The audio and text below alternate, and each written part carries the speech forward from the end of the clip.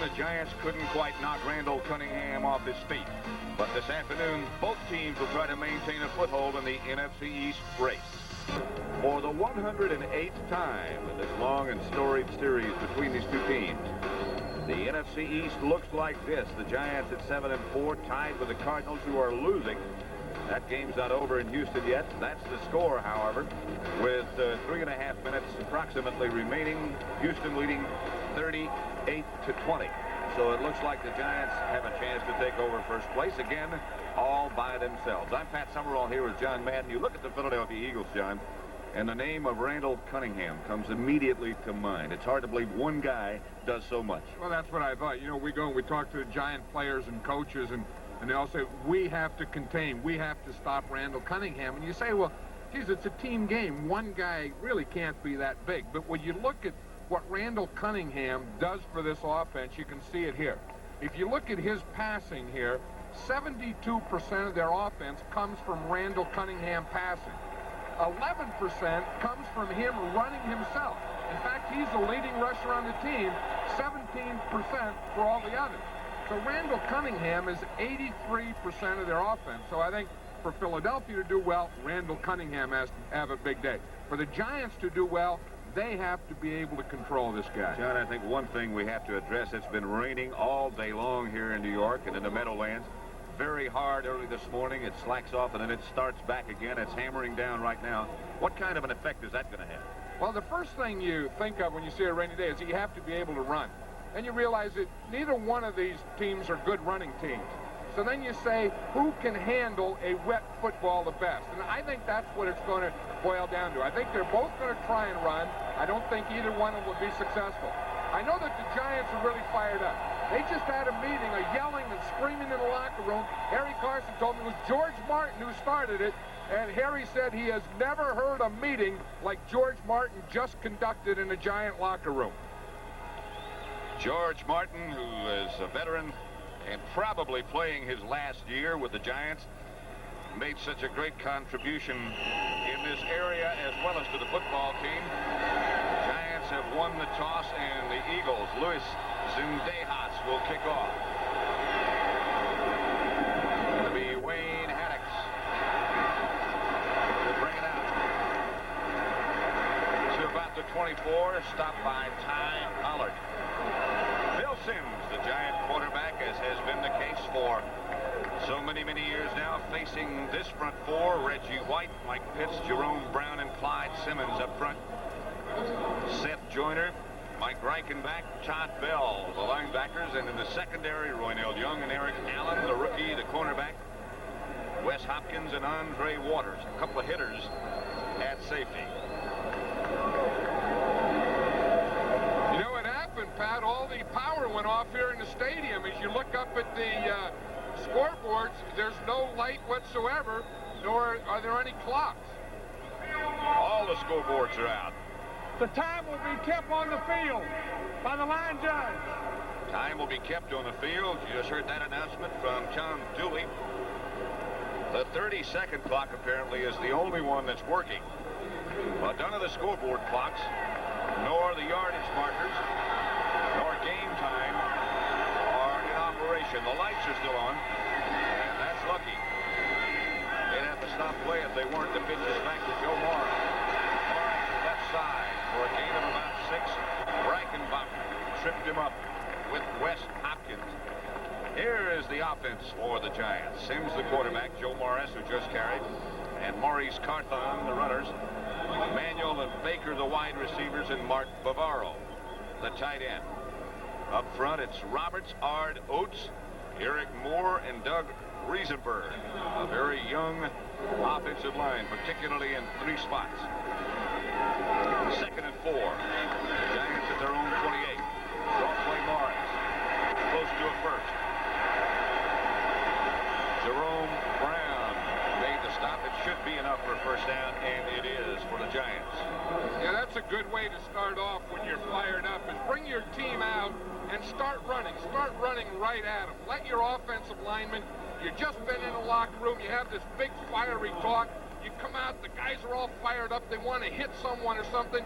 Let them take off and let them have some run blocks. Adams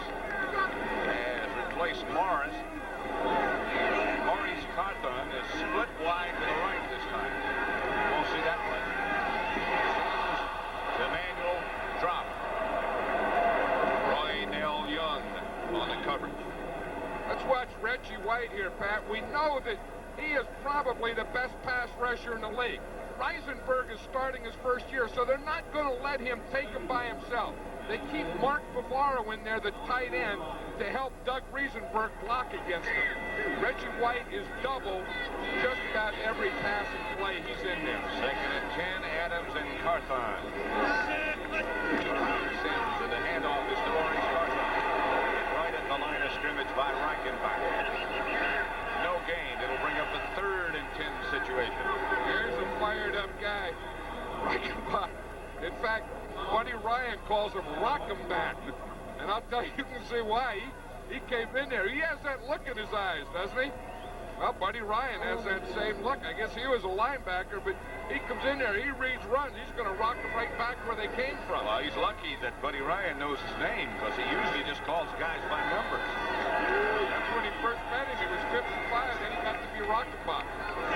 Stacy Robinson was the man on the move. Sims gets it out, almost picked off, and is finally by Joyner. And Joyner could go in. Sims knocked him out of bounds at about the 2.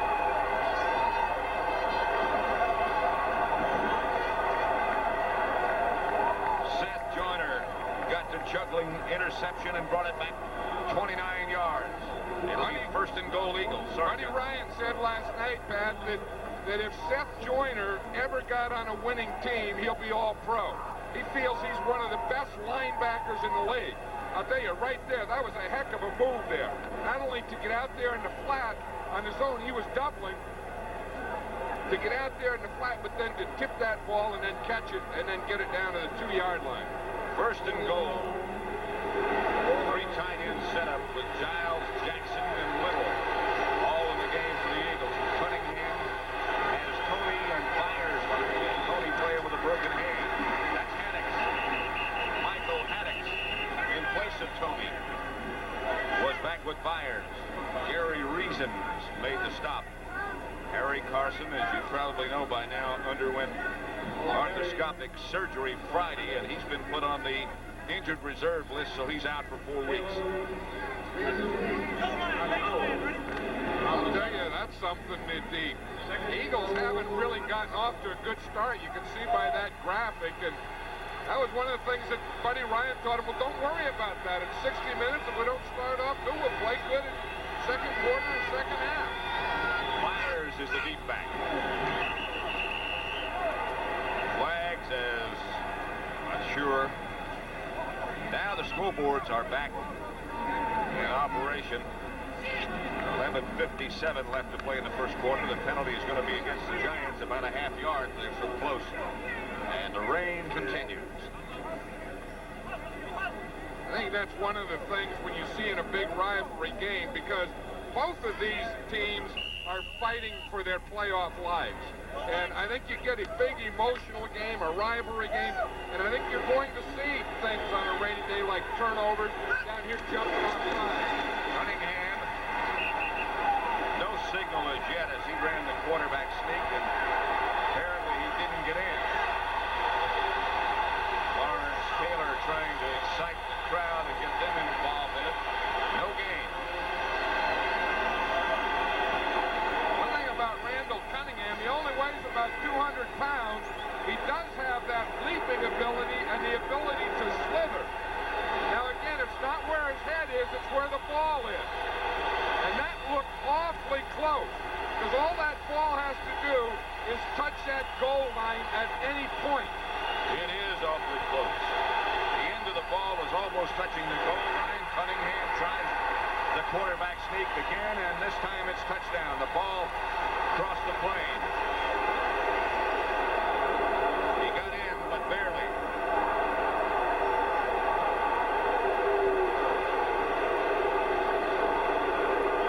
Gary Carson was just up here in the booth before the game, Pat. I said, how's Lawrence Taylor? He said, I'll tell you, he's ready to play. He's in the locker room. He is really fired up today. He didn't want them to have that touchdown there. He still doesn't think they made it. Very unhappy. Taylor sprints off the field, got off in time. The extra point buys it. DeHaaswood tells it holding is good. And it's 7-0 quickly in favor of the Eagles with 11 11:16 left to play in the first quarter at rainy Giant Stadium. 11:16 left to play at Giant Stadium. Zendejas is set to kick it off, and finally they're going to give him something to kick, like a ball. That helps. I'll tell you, that first kickoff that they had really excited this place. Both teams come out here all fired up, and it knocked the scoreboard lights right out. If Zendejas could do it again, boom, whap, the whole joint goes down.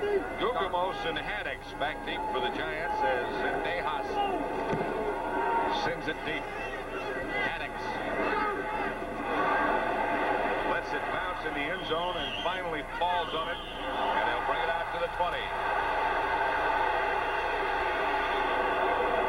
Let's watch the touchdown, Pat. We have a new thing now that we can run this back and forth. But look here, I don't think Cunningham got over. Watch the ball. I don't think the ball ever crosses the plane. But you know the interesting thing, watch where the ball is before it snapped. Part of the ball was on the goal line. It broke the plane before it was snapped. And I don't think Cunningham got in. And that's what Lawrence Taylor was so excited about. That device, that new device, by the way, is something that coaches use when they review the coaching films during the week so they can run it back and forth. And of course, John Madden would be used to that. Right side, no gain. Seth Joyner. Let's watch Lawrence Taylor again on this goal line play. Watch him where he makes a hit. And then he's going to say, he's going to get up. Once Taylor, he gets up, he runs right to the official. You know, I think he was right. That's called in your face. Nevertheless, it's 7-0 here. Sims back to throw under pressure. But the pass is complete. Brought by Baker. Cincinnati over Dallas in the third quarter. Cleveland beating Pittsburgh, or beat Pittsburgh. That's the final. Buffalo and the Jets in overtime. Tied at 6 in the rain in Buffalo. Minnesota 12-3. There's over Tampa Bay and Detroit under their new coach, Wayne Fonts, beating Green Bay. San Diego 0-0. Morris hit right at the line of scrimmage and knocked backwards. New Orleans leading Denver 7-0. That's in the first. Raiders and Falcons 0-0 first in the Coliseum. 2nd and 9 here with the Eagles leading the Giants 7-0. And just over 10 minutes left to play in the first quarter. And the rain comes a little bit harder. That's possible. And the biggest job today to make this a real football game is the officials keeping the footballs dry. Manual in motion. Sims draws away Morris with room. Morris outside the 35 to about the 37. Picked up 4, stopped by Seth Joyner. This is one of the things that the Giants think that they can do successfully, and that's run those delay or draw plays. That last week the Steelers had a lot of success against the Eagles with draw plays, and the Giants were hoping that they could today. And that gives you two things. One, it gives you a little run, and two, it calms down that pass rush a little. 3rd down and about 5.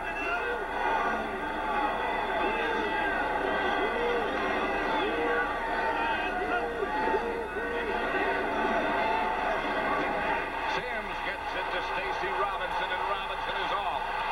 We're going to have a tie if they make the extra point.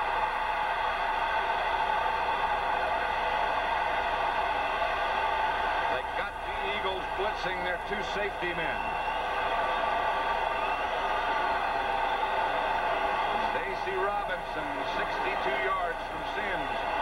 Stacy's first reception of the year. As you said, Pat, that's one thing about that Buddy Ryan defense. It's the all or none. They came in the blitz. They came on an all-out blitz. If you get the time like Sims did, and you can find a guy open, you're going to get big plays. McFadden for the extra point. The ex-Eagle with Jeff Hostetler holding.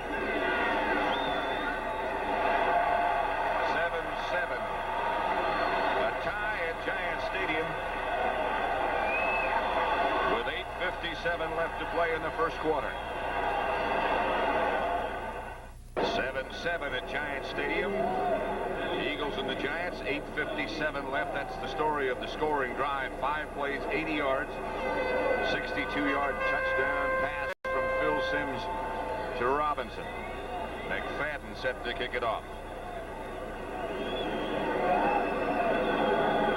The Eagles have an interesting return team, Pat. They had 12 guys out there. I just see Michael Haddix just ran off the field. But they were in the old 5-3-2-2. Sean Fields, number 81, is the deep back. And he'll handle it. Fumbled it. Dropped on it at about the 17 or 18. Adrian White made the stop, John. Let's watch it here, Pat. We see here what we're going to get here is the 2 safeties coming up the middle. Now the Giants do a good job of picking them up. See, here's what Simms sees. Boom, boom, boom, whap, the whole thing. Now, here comes Robinson underneath. Touchdown. I'll tell you, that was something. Eric Everett was the guy man-to-man on him. But the big thing was a protection and picking up that blitz, along with Reggie White. Riesenberg did a heck of a job at picking up. Chris Carter split wide right. Ron Johnson is to the left. Cunningham gives to Byers. About 4. Stopped by Terry Kennard finally.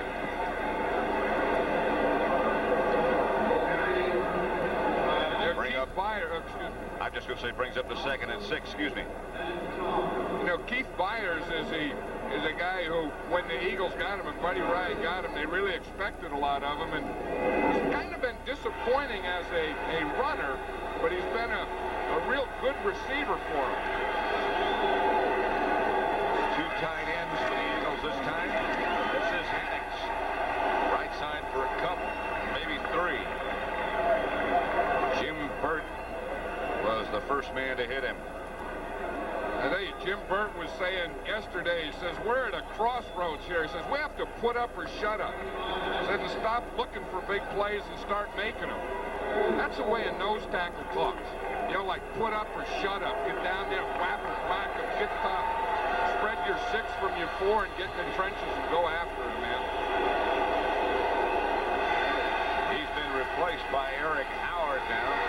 Cunningham gets straight ahead to Haddix. He's close to a first down. Gain of 4. It's going to be a measure, I would imagine. Reasons on the stop. Randall Cunningham, last time they played the Giants in that Monday night game, threw 41 times. He was 31 for 41. And he says, you know, today, he said, I'd like to get a little running going. He said, I don't like to throw 41 times. But if we have to, if that's what it takes to beat them, what the heck, we'll go out and do that too. But I've always said, the best friend a quarterback has is a running game. First down. Well, it takes a lot of that heat off of them. That was on October the 10th on a Monday night against the Giants. 31 out of 41, his career high. 3 touchdowns, no interceptions, and 369 yards. But if you're looking for the utopian situation to a quarterback, that's not it. Byers is split wide left this time as Cunningham goes back to throw and gets it outside. Not much. Complete to Keith Jackson, his rookie tight end, who's the NFL's leading receiver. Their first-round draft choice, and he is everything they expected he would be. You know, and he's very well going to be the Rookie of the Year and probably the Pro Bowl tight end. He's a big guy, weighs 250 pounds, runs like a 4.5 40. He said his biggest adjustment he has is reading coverage. He said, block it. But he said, those zones drive me crazy. I'm still not sure what they're doing. 2nd and 7 from the 31. Crossway, Haddix juggled it. Finally got control and picked up. 4 yards, stopped by Banks. That's a final. Houston 38, Phoenix 20. And so now the Cardinals are 7-5. Philadelphia can tie them with a victory today, and the Giants can move a game ahead. You know, it'd be interesting if the Eagles win today and the Redskins win tomorrow night. There could be 4 teams tied for first place in this division.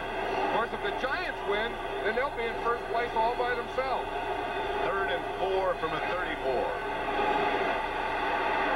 Cunningham for Jackson. Got a hand on it, incomplete. They'll have to punt. Carl Banks was nearest to Jackson. That's the kind of matchup they hope for. I'll tell you, Lawrence Taylor, watch him right here. He was awfully close to Randall Cunningham. Matt Darwin is blocking there, but watch him. He looks like his right shoulder's okay today, Taylor is.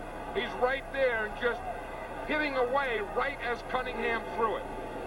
That's a good pass rush when you can be on him as he throws it. Chelchick to punt for Philadelphia. Hockey back deep, and here is Chelchick on the run, kicking, and not bad.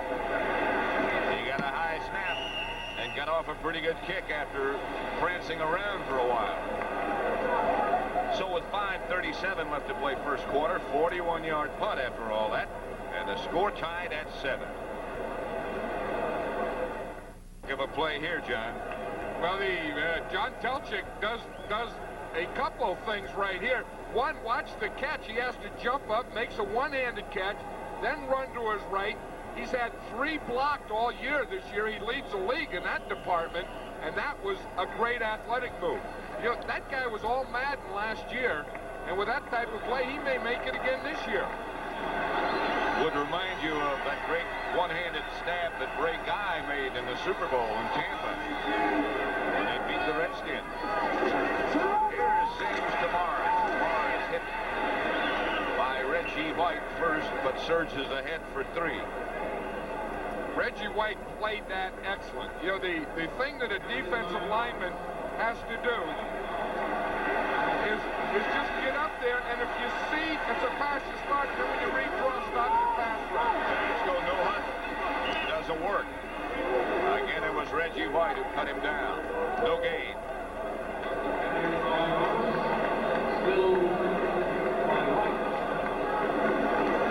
No huddle again. 3rd and 6. Giants at their own 29. Seems to throw it. Has to come out of it. Gets it to Bavaro. First down. Again, they're going with no huddle. They got 11 yards. Wes Hopkins stopped Bavaro. But they'll go in a hurry again. This is a guy that the Eagle defense worries the most about is Mark Bavaro. They almost didn't get the chain set. Morris is tripped up by Andre Waters, who came up to make the force after a gain of 3. And Bill Parcells just signaled, keep going with it, don't huddle up, just line up. We got him going here. Bill Sims is audibilizing the plays on the line of scrimmage. They need 6 for a first down. Sims going to go back to throw it. Whips it sidearm to Bavaro, who gets it and scrambles for a first down. Parcells saying, let's keep it going. Mike Reichenbach was right there in that play. How Sims got the ball off was amazing, and then how he got it back, Reichenbach was amazing. No huddle again. They're in Eagle territory. Morris gets the ball to the carry, and he goes to the 40. Hopkins on the stop, and again, play number 6 coming up with no huddle. Buddy Ryan, you see, he has to get his defenses in quicker. He has to make his calls. One advantage they have is they keep the same 11 guys in there, and that's what the Giants want them to do. Adams in place of Morris, and he gets the carry, and he's tripped up by Mike Pitts for a loss of 4. That'll slow him down. Now that's the thing. In fact, that did end it. The Giants were going towards a record with no huddle in the first quarter. And then that loss stopped it, because now they get to a 3rd down. They want to get the right play, the right substitutes in. They'll substitute their nickel offense, and we'll see Stacy Robinson coming in, and then the Eagles will go with their nickel defense. 3rd and 6 at the Eagle 44. Now things settle down just a little bit. Sims will operate from the spread. Robinson and Baker split wide left. Robinson comes in motion. Outside over the head of Stacy Robinson. And they're too far for a field goal. On the coverage. Phil Simms is upset because Stacy Robinson had William Frizzell beat. In fact, he had about 5 yards on him, and all Simms had to do was get that ball out there. But I think that's the type of pass that this rain could be affected, because that thing looked like it took off a little on him. Back to punt. Ari Buford for the Giants. Mark Zanecki. Back deep. Good snap this time. Buford's punt is going to go toward the end zone and go in there. So they'll bring it out to the 20, a 44-yard punt by Buford. 2:15 left to play first quarter, 7-7 tie.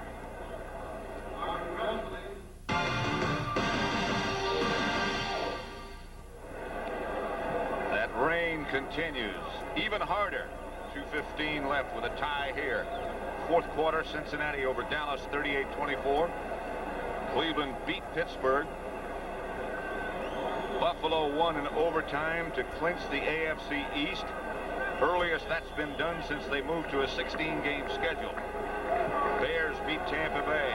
Detroit over Green Bay. Kansas City upset Seattle. Boy, they've had some problems in Kansas City, and San Diego leads the Rams. New Orleans shutting out Denver. Cunningham intended over the right side for Chris Carter. Covered by Sheldon White. You know, it was interesting, Pat. We were watching how the Giants are always going to double on Reggie White. The same thing is happening with Lawrence Taylor. You know, they're not letting Matt Darwin just block him by himself. Watch Taylor here, 56 coming from the outside. See Darwin block him, and then Haddock sits right there and waiting for him. So wherever Taylor goes, they're going to have two blockers. That's what they've done ever since Buddy Ryan has been there. Here's Cunningham handoff, and nothing doing to Walter Abercrombie. Played so many years with the Steelers.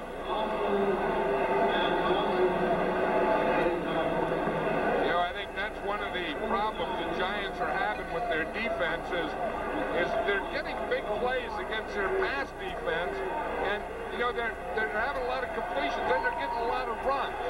And not only that, I don't think the safeties have really been tackling well, but neither one of them had an interception all year, and you need some turnovers from your safeties. They need 9 for a first down, and Cunningham rifles in the direction of Ron Johnson, incomplete. And they'll have to punt again. Harry Williams with good coverage.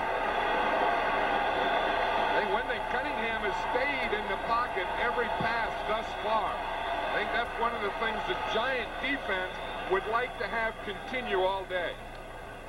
I would think that will change, however, because he is even more dangerous when he comes out of there. And at some point, he's going to say, hey, I'm going to have to take this game over. Chelsea gets a good snap and gets off a good punt. McConkey will field it, and the 40 signals their catch at the last moment, makes it safely. It'll be about the 41. We're at Giants Stadium, East Rutherford, New Jersey. The Eagles and the Giants tied at 7. Pat Summerall, John Madden. And a rainy, rainy stadium today. 1:21 left in the first quarter. Total offense, you see it's been dominated by the Giants, but the big interception led to the Eagle touchdown. The Giants popped it right back. A Bill Simms touchdown pass. 7-7. Adams left side. Hit by Hopkins. And taken down by Mike Pitts and Hopkins. One of the plans the Giants have today is put George Adams in there, because George Adams usually goes in on the passing downs. Get Adams in there, and maybe the Eagles would go to their nickel, think it's a pass, and then they'd be able to run. Now, Adams went in there, and the Eagles stayed in regular defense. They didn't make any substitutions. Mowat is now the Giant tight end, lined up on the left side. Simms to throw it. DeMaurice Carthon, who gets to midfield. Gain 5, stopped by Todd Bell, who is now a linebacker. Of course, when he was with the Bears, he was a defensive back. Let's watch Reggie White here, Pat. And we'll see, he's a power rusher. Watch, he's not going to tell you anything. Watch, he just goes into reason for boom, gets his helmet in there, whap. You see, gets him going back, get him off balance, then make your move. Of course, when you have that much power, you don't need a lot of moves. You weigh 295 and you're that quick. All of those things help, don't they? Third down, Seth Joyner got the pass interception earlier. Gets to Sims.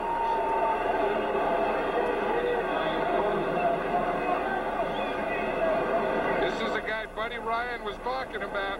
He said this guy plays like an all-pro. And so far in this first quarter, he got the interception. Now he gets the sack. That's an all-pro linebacker day. That'll get you some postseason pay. That's the end of the first quarter with the score. The Philadelphia Eagles 7, the New York Giants 7.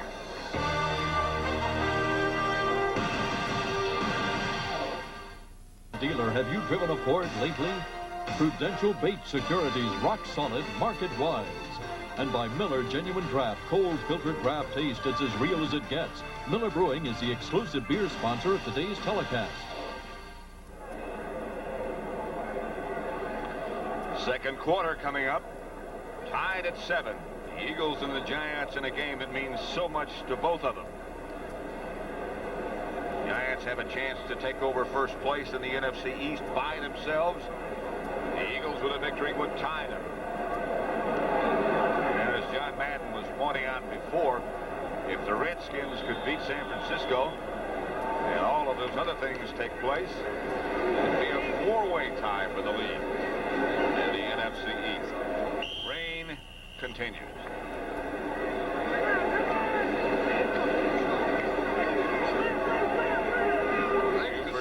Just sprung a leak back there, Pat. I think the Meadowlands might have sprung a leak.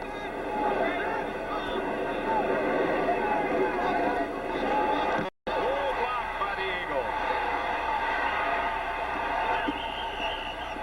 Buford didn't have a chance, and the Eagles. Jenkins came in. Zell Jenkins came in on the left side to knock it down. Buford never had a chance. Watch him, Pat. He's right there. He comes all the way from the outside. No one touches him. But you just runs by everything. Then he lays out. Perfect rush, perfect timing. Well, you watch him. He's the outside guy on the left-hand side of the screen. And nobody picked him up. Well, usually that guy, when he's that far out, shouldn't be able to get there if the snap and the kick were perfectly timed. Here's Cunningham on first down as the Eagles get another turnover. Pass intended for Chris Carter. Incomplete. Sheldon White and Terry Kennard back there with him. You know one thing, when Cunningham goes back to pass, they're going to take care of Taylor. The tackle starts on him, then he starts on a stunt, the guard comes, and the guy who finally got him down was the center, Dave Remington. But wherever Lawrence Taylor goes, there's going to be some white jerseys blocking him. Second and 10. Taylor this side, this time. Stayed in the middle. Cunningham is sacked. Leonard Marshall and Eric Dorsey met at the quarterback.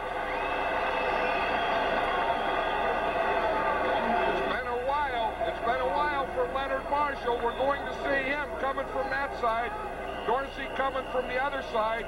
Marshall takes an outside pass rush, and it looked like Cunningham had good coverage. He had to wait for a while, and that allowed Dorsey and Marshall to get there. I think that was part rush and part coverage sack.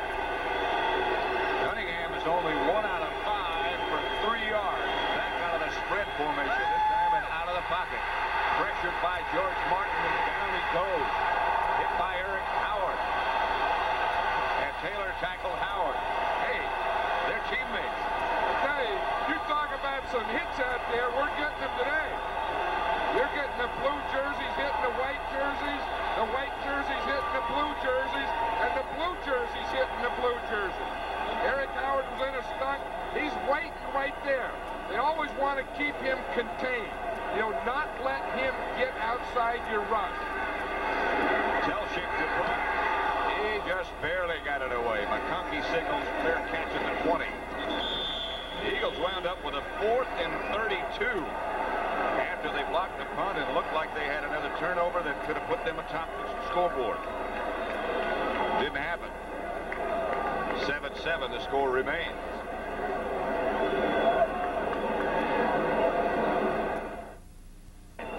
But look at the Giant domination so far. Total offense at the bottom, 121 for the Giants, -4 now for the Eagles. And of course, the reason the score is tied is because that interception that Sims threw to Seth Joyner. Big play by Joyner. I think this rain has really affected the quarterbacks. I mean, Sims had thrown an interception. He threw a bad one on 3rd down. Randall Cunningham was 1 for 5 for 3 yards, 26 yards in sacks. That goes back to what we talked about at the beginning. Here is Lawrence on a delay from Sims, and nothing doing. Jerome Brown from the middle of the Eagle defense brought it down. Sorry. That was the thing we were talking about that the Giants wanted to do, is get that delay stuff. And it's tough on 1st down because I think the Eagles are playing run on 1st down anyway. I think they're playing for the run. They're not going to be rushed. To get a delay, the linemen have to be rushing the passer. Sims back. Intended Bavaro. Incomplete. Next Saturday night, the NBA kicks off on CBS with a rematch of last year's NBA finalists. The brand new Palace in Auburn Hills, Michigan. CBS Sports presents Prime Time, the Los Angeles Lakers and the Detroit Pistons. Pistons are 8-1 in the early going, looking to avenge last year's loss in the finals. And the Lakers, of course, are again atop the Pacific Division and planning on repeating. Next Saturday, prime time, 8:30 Eastern. Sims out of the spread. Push is by White up the middle. The chase is by Mike Pitts, and he gets Phil Sims down. 1 yard. That's the thing you want to do, is you want to get the quarterback to have to put the ball down, to flush him.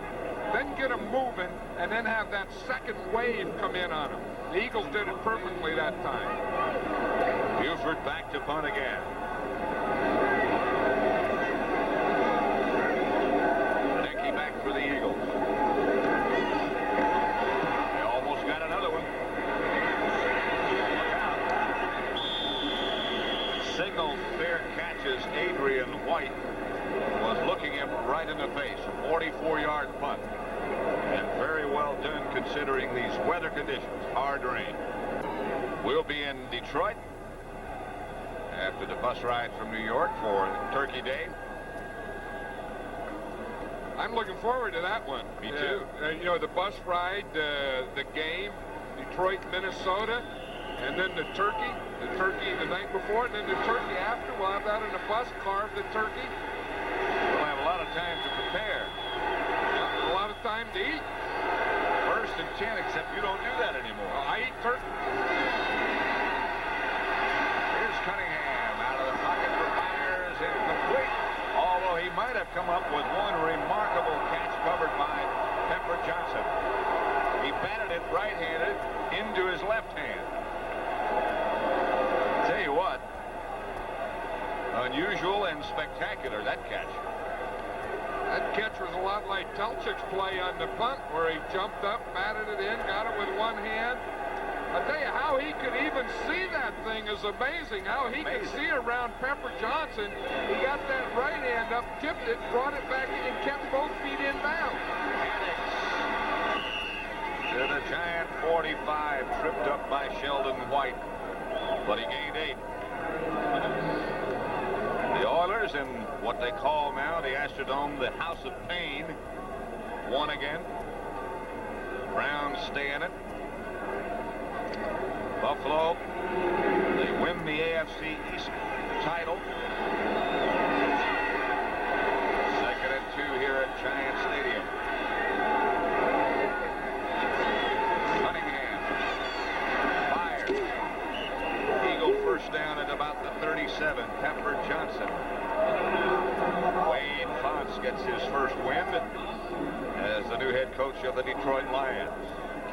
City beats Seattle. And San Diego over the Rams by 10. That's a shocker. New Orleans keeps looking better and better, don't they? They sure do. They're a very well-coached team, and looks like to me that right now they have to be the favorite in that Western Division. Hit into the line and bounced out. Led by Giles, finally stopped by Leonard Marshall. You know, it's interesting, Pat, that the Giants are playing today without Harry Carson. He had that knee injury, and then he had it scoped on Friday. They put him on IR. He's very upset about that. He thought that he probably couldn't play this week, but he thought even with it he could have played next week. But I'll tell you one, and you'd expect him to be down a little, that those things kind of bother a team. But this defense, this half, this Giant defense, looks much more intense than they did a week ago. Second and 7, Myers left side hit behind the line of scrimmage by Reason. Lost 3 yards. Harry Carson, by the way, will be our guest on the halftime show today with Brent Nerve and Dick Butkus. But let's watch this defense here, and the thing that the Giants do so well is they come here, and we'll see Reason's 55 is going to make the tackle. Watch the whole group works down, down, down. Don't give him anything. No cutback. See all blue jerseys there, has no cutback. Force him right there. He had no place to go, and that's how you get a loss. 3rd and 10. The Eagles at the Giant 38. Eric Howard is the man in the middle of that Giant defense, looking right in the face of Dave Remington. Cunningham to Ron Johnson, and that should be enough for a first down. Haddix and Banks in a little swinging match at the end of things. Hey, those 3rd down situations are what killed the Giants last week against the Cardinals down in Phoenix. And the way Randall Cunningham threw that, he looked just like Joe Namath. I mean, he looked like a rifle with that thing. I mean, he sat back there, and that thing came out of his arm like it was shot. 1st and 10, the ball of the Giant 22. Haddix down to about the 19. Stopped by Burt first. Gain 3. Haddix hasn't been playing much, and of course with Anthony Toney broke his hand, Haddix has to play now. He's been a little disappointment to this team too. He was a #1 draft choice and has kind of been a backup, and he's a good blocker, and he's been kind of in there in the pass protection, that type of thing, but not used much as a runner. 2nd and 7. Ball of the Giant 19. 7-7 tie score. Hand off again to Haddix, and this time he's hit right up the line of scrimmage, stacked up by Eric Dorsey. He might have lost a yard. I'll tell you who does a good job there, Pat, in the middle is Jim Burt, the nose tackle. Watch the nose tackle there. The first thing he has to do is he has to be able to hold that line. Right there. Hold that line there. Now watch him right there. See, there's no movement there. No movement, no movement. Force him in. Now the other guys can get in there. You get 5 blue jerseys in there. They don't have a chance to run inside. 3rd down.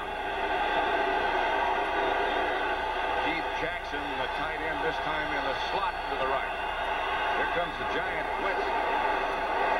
Intended for Chris Carter, incomplete, no flag.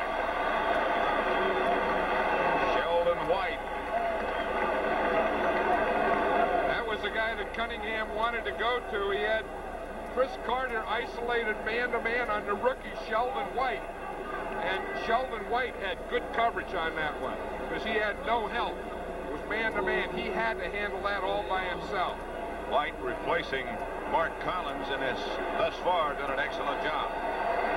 Zendejas from 38 with Telchik holding. They do a lot of tricks.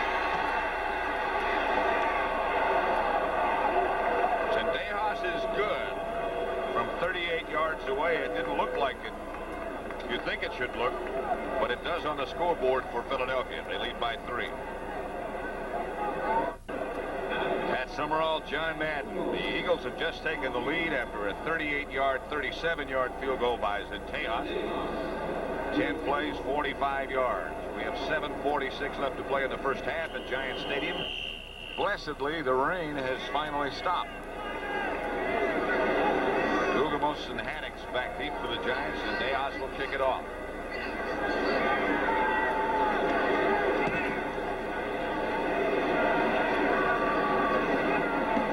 Gugamos. Hit behind the 20 at about the 17.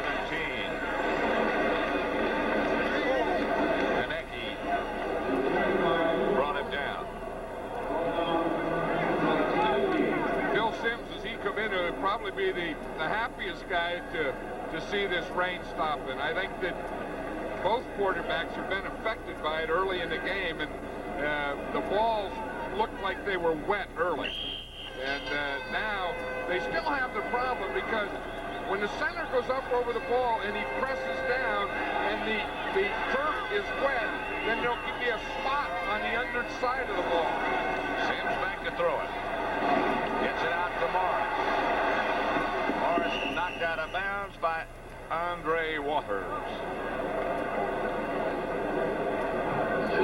You know, it's funny, Matt, here it's been such a tough year for quarterbacks. And if we look, there's only 7 guys in this league of 28 that started every game.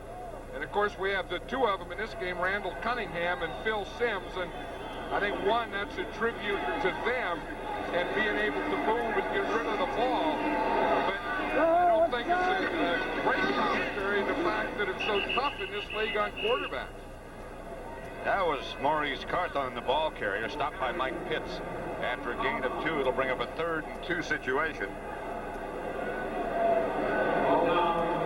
You know, you think you're in the 12th game of the season, and there's only 7 quarterbacks that have played every game. And I think these guys, I think Phil Sims, I think the reason he plays every game is he gets rid of the ball quickly. He is not going to take a sack. I think Randall Cunningham has played every game because he can move and run and get away. Plus, Sims is a big, strong guy. He's going to come out of there. And he'll get a Giant first down at about the 28. Reichenbach tripped him up, but he gained 4 yards. Rams move closer to San Diego, 17-14. The Saints shutting out Denver, 21-0. And Atlanta ahead of the Raiders, 3-0. Yeah, we're just talking about Phil Sims, and the reason he didn't move a lot, but he does get rid of the ball quickly, and now he runs with one and he gets up limping. This is a dangerous thing. When a guy gets in the open field like that and he gets hit from the front and both sides, that's a tough deal. First down at the 29. Giants. Phil Sims goes back to throw it. Hit just as he let it go. Pressure from the outside from Clyde Simmons.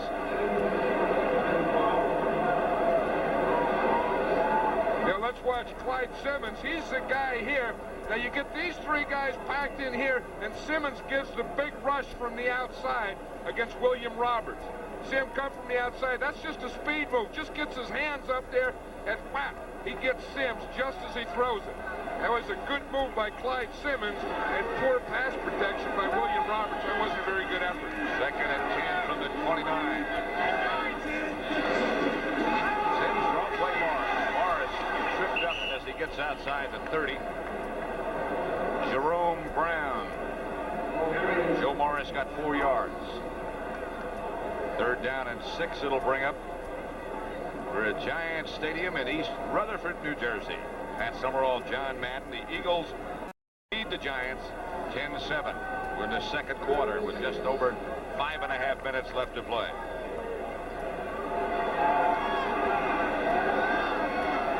Third and 6. Giant ball their own 33 as Sims operates out of the spread formation. Outside Stacy Robinson, who has scored the only Giant touchdown and now gets them a first down from Sims. Yeah, it looks like Phil Sims was going to Stacy Robinson all the way. Robinson starts, he makes a good move. See, he holds his defender to the inside, then he gets him inside, bends into him to hold him in there, and then pop, he breaks to the outside. I tell you, that was Eric Everett again. Everett was the guy that they caught the touchdown pass on, and he caught that big first down pass on him there. Stacy Robinson has been around a while. 4 years in the NFL, hasn't played that much. Here's Sims to Morris. Back to the line of scrimmage. Perhaps he got a yard. Stopped by Clyde Simmons. Another one of those delays. Hey, one thing, I think there's more talking at the end of a play than there is during the play. But watch Mark Bavaro block on here.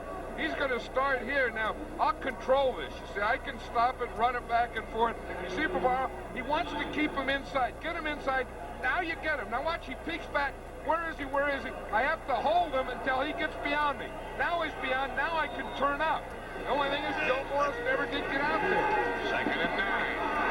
Sam hit momentarily. Goes deep for Adams. Incomplete. Adams had a step or two, but Andre Waters came over just at the last second. Pitts put the pressure on Sims and made him pull it down the first time. Andre Waters is one of those guys that is an all-out player and plays until the whistle blows and once in a while takes a whack after. And he's come under some criticism from other teams in the league and people doing the things, say he's a dirty player and he's a cheap shot. Buddy Ryan said he's just a quiet guy who plays like that because the things they say about him are not deserved. 3rd down and 9. Giants at their own 49, and Sims doesn't like what he sees. And the Giants take a timeout.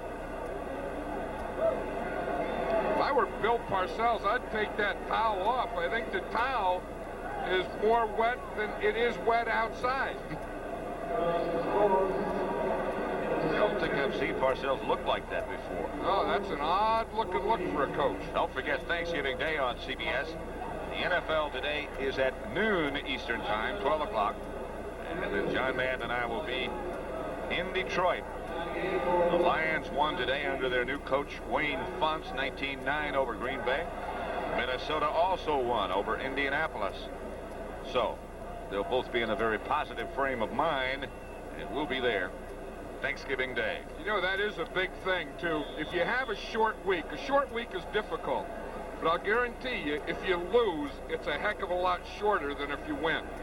And I think it's a lot easier, and there's a lot less injuries, and it's a lot easier to have a short week coming off a win than it ever is the other way. It just takes injuries long.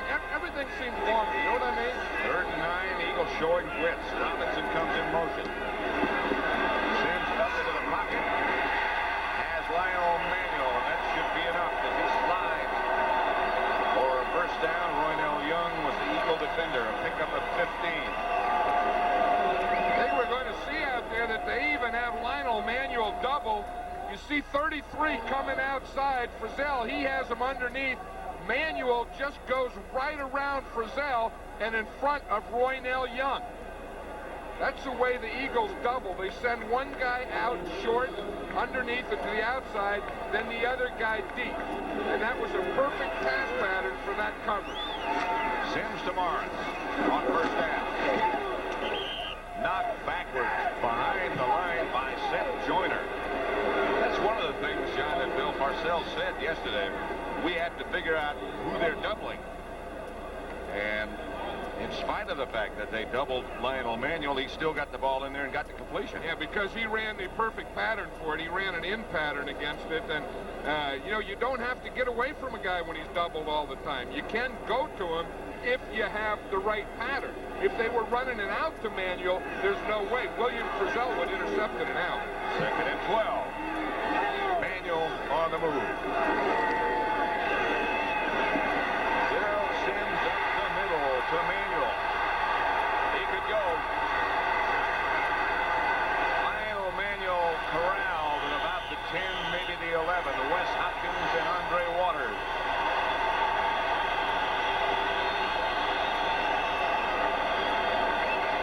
I think the Giants have figured out this defense now, Pat, and I think they're figuring the hole to get is to come up here, and they give you a hole right in here in the middle. Now watch as it starts. Watch how the defense will work to the outside.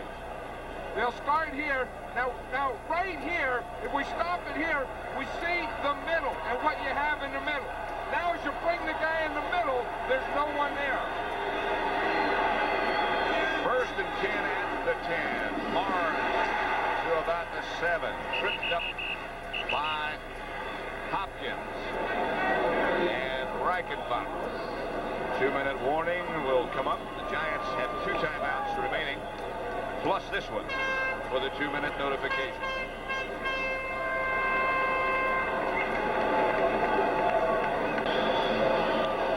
Rain has started again. Subsided, stopped back for just a couple of minutes, but now it's back 2nd down and 6. They can make a first down without scoring. Here's Sims. Eagle blitz picked up pretty well. The intended Maurice Carthon are in that direction at least. Mike Reichenbach back there with him. Zeke Moat, the backup Giant tight end, is headed for the locker room. So that's going to cripple them down in here. Yeah, for 2 reasons. One, this is the area that you like to go 2 tight ends, and the other reason is Mark Bavaro's really beaten up. He has a bad hand, he has a bad toe, and Bill Parcells said he wanted to get Moat in there more and more. Now he doesn't have Moat. Manuel goes right, Baker left. Bavaro is the tight end to the right side. Eagles lead by 3. Closing second to the first half here, Barnes. Inside the 5 to about the 4, stopped by Hopkins. He picked up 3. That would have been a better 2nd down play. I would have thought that maybe you would do that delay thing on 2nd down. Then, if you don't make it, go for the 3rd down pass. The Giants did just the opposite. Morris, as you said, could have gotten a first down, but he's 2 yards short of the first down, 4 yards short of the goal line, so the Giants are going to kick the field goal. McFadden, who's been outstanding since he took over the kicking chores for the Giants. Hostetler will be the holder. Field goal good. 10-10 tie. McFadden hit from 22 yards away. So with 1:10 left first half, it's 10 apiece. But he'll be out for at least 4 weeks. Well, and he had already announced his retirement, that this was going to be his last year, and Harry Carson could very well have played his last game as a Giant and go out in a way that he really didn't have in mind. He'll be on at the half. Fadden's kickoff sailed out of bounds, and they'll have to do it again.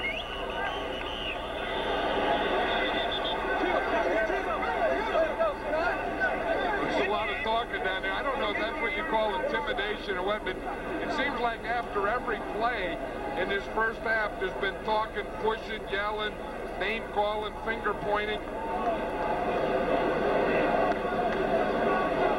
The Giants are going to turn down the penalty, and excuse me, the Eagles are going to turn down the penalty and just take the ball at the 35. At the 35. That's only the 2nd penalty of the game, which in this day and time is remarkable.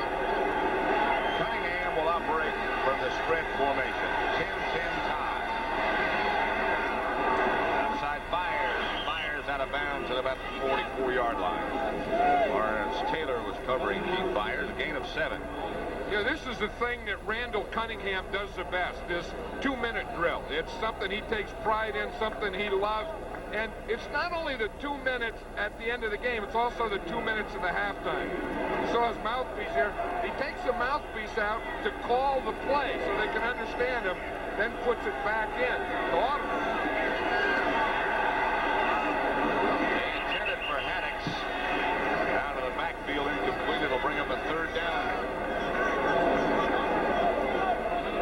Cunningham was saying last night that he has 2 game plans. One, the game plan the coaches give him, and 2, his own game plan. And he said in his own game plan, it's what he's going to do and who he's going to throw to in the 2-minute drill. 3rd down situation he faces right now. 3rd and 7. The Eagles ball at their own 42. 3rd and 3, not 7. Sorry. Cunningham gets away. Flag on the play. pocket. He gets it to Byers. Byers will have the first down and 4, but we'll wait for the penalty. Hey, Lawrence Taylor was in there. Lawrence Taylor had Cunningham. How he got out of there, I have no idea. Watch Lawrence Taylor come from the outside. Now, Cunningham not only escapes, but escapes to the side Taylor was coming from. In fact, that's the thing that Bill Parcells worries him the most, he said, is his scrambling one, but his scrambling to his left. He said that's where he's the most dangerous. Of course, that was all academic anyway, because the penalty was against the Eagles. That was their first penalty of the day. And so they bring it back. By the way, the problem with us not being able to hear Tom Dooley, the referee, is something wrong with his microphone. Third down and 8. Cunningham waits. Finally throws incomplete. Intended for Ron Johnson. Again, he was under pressure and couldn't find an open man. Curry Williams in the Giants secondary. Good job with coverage. The Giant defense has done a good job this whole half, and as you see Randall Cunningham coming out there, I think in this first half they have frustrated him a little. That things aren't as easy this time for him as they were the last time when he threw for over 300 yards. Good kick by Telchik. County signals fair catch at about his own 17-yard line with 36 seconds left. 45-yard punt by John Telchik. Don't forget, coming up Friday, live at 2:30 Eastern Time, the Alabama Crimson Tide will be looking to spoil traditional rivals Auburn's bid for an SEC title and a bid at the Sugar Bowl. Auburn, the best defense in the nation. Alabama with one of the best defensive players in the nation, Derek Thomas. It's the Legion Field in Birmingham. Giants will just run it out.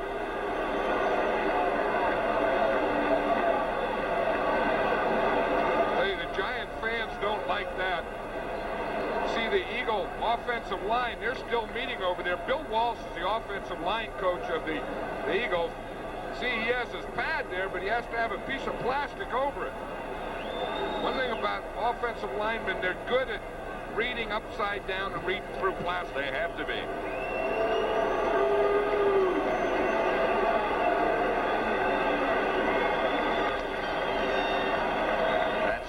First half with the score, the Philadelphia Eagles 10, the Giants 10.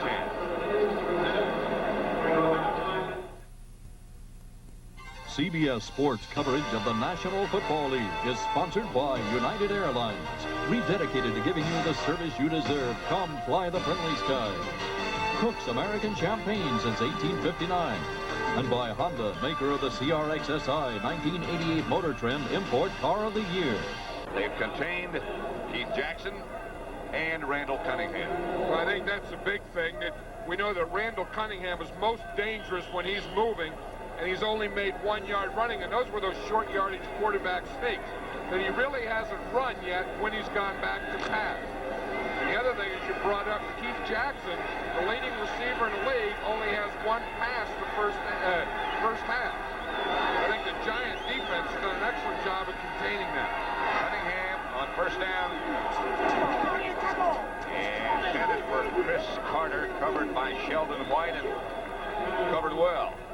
Well, let's look and see who Randall Cunningham. He's thrown 6 to the wide receivers, but only completed 1. In fact, he just threw 1 in that last week. His best thing has been to the running backs. He's completed 3 of 4 to the running backs and only 1 pass to his tight end. Now, of course, the tight end has been a big part of the offense this year. Second down at 10. The Eagles have the ball at their own 34. Opening moments of the third quarter. Busted play. And Cunningham tried to hand it to someone, but there was no one there. Loss of 1, Lawrence Taylor wrapped him up. There was no one there to hand it off to, and I think the closest 2 guys were 56 and 58. Taylor comes right up the middle that time. He was lined up on Remington, He was right there, and the next guy right over him is Carl Banks. Lawrence Taylor doesn't just line up in the right defensive side. He lines up the right side, the left side, and sometimes over the middle. 3rd and 11. This time Banks is in the middle, and Taylor is coming from that right side. Pass up the middle, complete to Jackson, and the Eagles will have a first down. In Giant territory, Flynn and Kennard, a pickup of 20 to Jackson. Well, those were the two things we were talking about that the Eagles have to do. One, Cunningham probably running a little more, and two, getting the ball to his tight end, Keith Jackson, who's been such a big part of the offense this year. Because I tell you, this guy can not only get open, can not only catch, but once he catches, is a good runner with the ball. Extremely quick. Very good at getting away from linebackers. And once he gets the ball, he can run like a halfback. Well, he weighs 250 pounds. And that's bringing some rocks in your pockets. Taylor was on the left side this time. Cunningham did some play changing. Pass is incomplete and no penalty marker down. Chris Carter, the intended receiver, covered and covered well by number 23, Perry Williams. Now they really ended up in a double coverage because you see Terry Kennard is over there to help Williams so he can get up there tight like this. Get his hands underneath, and even if Carter gets a little beyond him, he can play him from underneath. And watch, we'll see, because right here squeezing it is number 43, Terry Kennard. So if you have someone in behind you deep, then you can effectively take the underneath or interception angle. 2nd and 10. George Martin now playing in place of Eric Dorsey at left defensive end for the Giants, who's playing full time, not just against the pass. That's Myers for no gain. Maybe a yard, maybe 2. And Martin on the bottom of the pile. It's a funny thing. Randall Cunningham was saying last night that he really hoped that he could get some running going, that it wouldn't have to be a pass game. But the way the Giant defense is playing today, they're playing the run like they have in the past. And anytime you run there, they're not giving you many gaps or lanes to run the ball in. So it makes it 3rd and 8 at the Giant 45.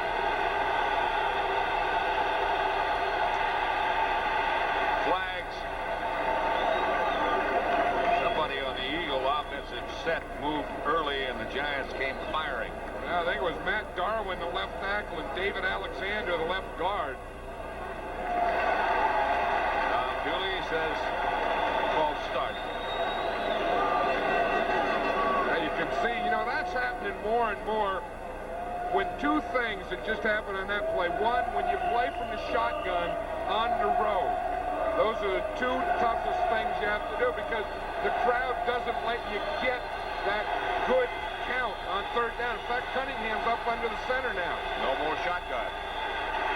Cunningham under pressure, and down he goes from George Martin and Lawrence Taylor.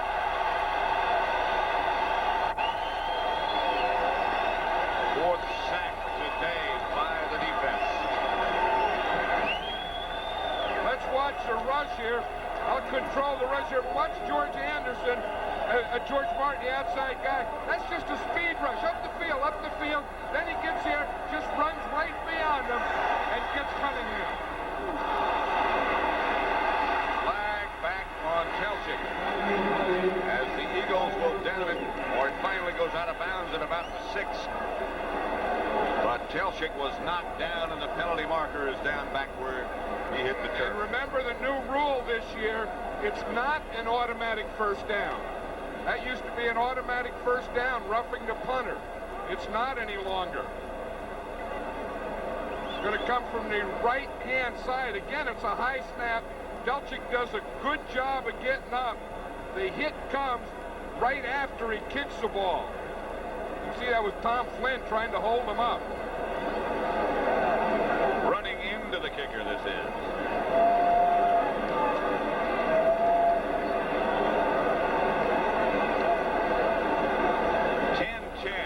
Giant Stadium, 11:53 left, 3rd quarter. The Lakers battle At their own 6. Again, John Pelchik was rubbed on that play, but because they don't get a first down, an automatic first down like it used to be, and the punt went out of bounds on the 6, then the Eagles just turned down the roughing penalty or running into the punter penalty and let the Giants start out from this position on the field. It was running into the punter, and that, as you say, is not an automatic first down. It's a penalty. Yeah, last year it would have been the first down. The Eagles would have kept the ball. Giants have it then with Phil Simms, the quarterback. He dropped back close to his end zone. Pass complete to Baker. Gain of 7 out of bounds. Eric Allen knocked him out. Well, look at what Phil Simms has done. 6 for 10, under 10 yards. And then in the next area, 10 to 20, 3 for 4. That's where he's had all his passes today. That last one was just one of them. Now he's gone twice to 30 yards, 0 for 2, and he hasn't thrown a pass yet beyond 30 yards. I would expect that to change here shortly. 2nd and 3. Might change right now. He fakes the draw play. Incomplete. Intended for Mark Bavaro, but over his head. That looked like a wet ball throw there. I think so. It's either the ball is bothering these quarterbacks, or both defenses are playing much better than they have all year. Let's watch it here from the ground level, and we'll see if the throw does bother Simms. You know, let's just watch it again and see. We'll control it here and just run it back and forth. Now it looks like it comes out of there pretty good, and then it just takes off on him. 3rd and 3. He gives to Morris. Morris is close to a first down. He got 4, and it is a first down. A little bit of breathing room. Morris, 16 carries, 51 yards. A clutch 4 right there.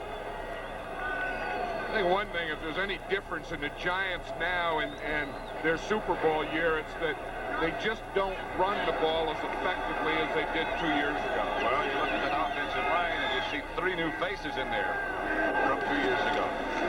Morris.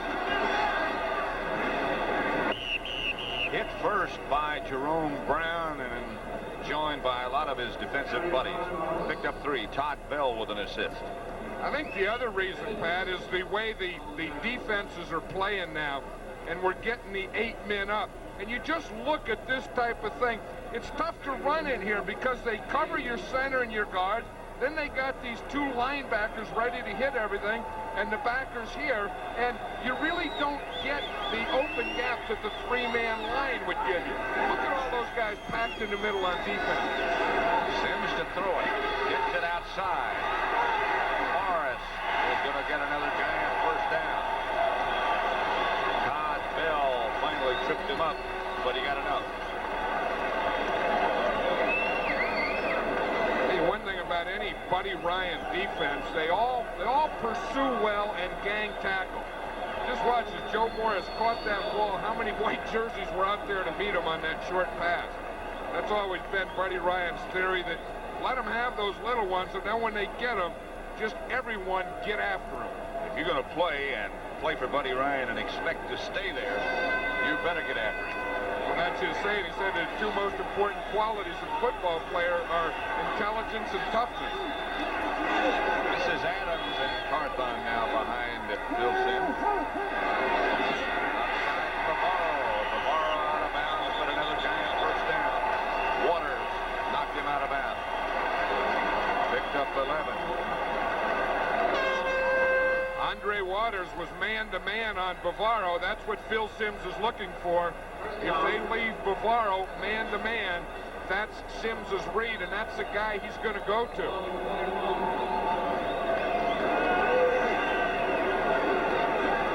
First and 10 Giants, their own 41. This drive began way back at the 6.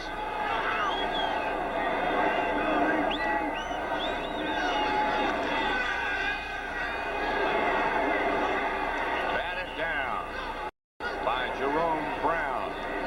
Simms looking in the direction of Maurice Carthon. Brown. Walk it off, shake it off.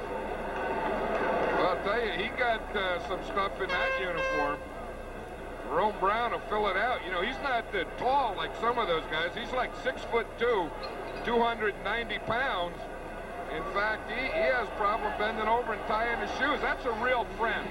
Yep. You can get a fellow guy, hey, man, I don't want to bend over and tie those things. How about tying them for me? That's friendship. Sims back to throw it. Brings it up to Baker. Stopped by Waters, but they'll move the chains again. A gain of 17. Houston beat Phoenix. Warren Moon a big day. Cincinnati over Dallas. Dismal in Dallas. Cleveland beat Pittsburgh. Buffalo clinches the AFC East. Minnesota over Indianapolis. Bears over Tampa Bay. First down Giants at the Eagle 42. Adams is the lone setback. He gets the handoff and is hit by Brown again. Halftime. Chargers still lead the Rams by a field goal. And in the third quarter, Atlanta over the Raiders 3-0. Remember, Buddy Ryan was saying last night that Jerome Brown is playing better because he doesn't have a substitute. The backup, Golick, got injured a week ago, and he said now Brown knows that no matter what happens, he has to play every play. Here you can see him banged up, can't even bend over and tie his shoes. He's made a couple of big plays on defense. And still playing. Adams the lone back. Stays in to help Sims. High and incomplete in the direction of Lionel Manuel. A planned semi-rollout. Jerome Brown is looking longingly towards that sideline for Golick, who's not there. It's starting. I think part of it's injury, and I think it's like half injury, half fatigue for Jerome Brown right now. He's trying to find some oxygen, too. Well, it's third down. If they hold, he'll get some rest. That'll make a good pass rusher out of you.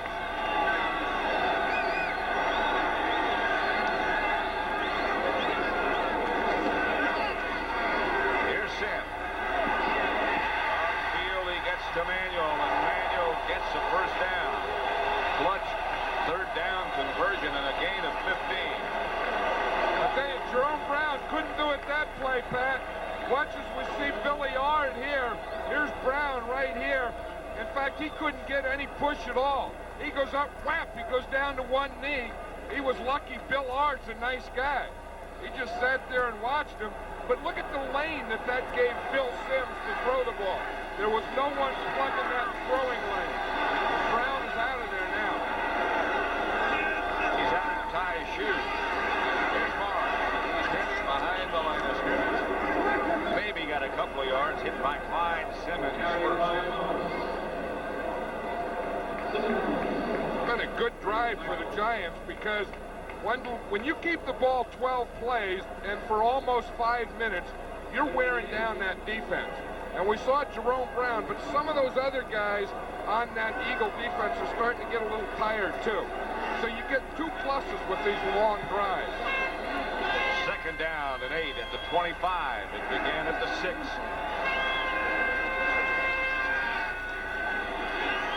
Sims is coming out of there with some room, and he'll have a first down.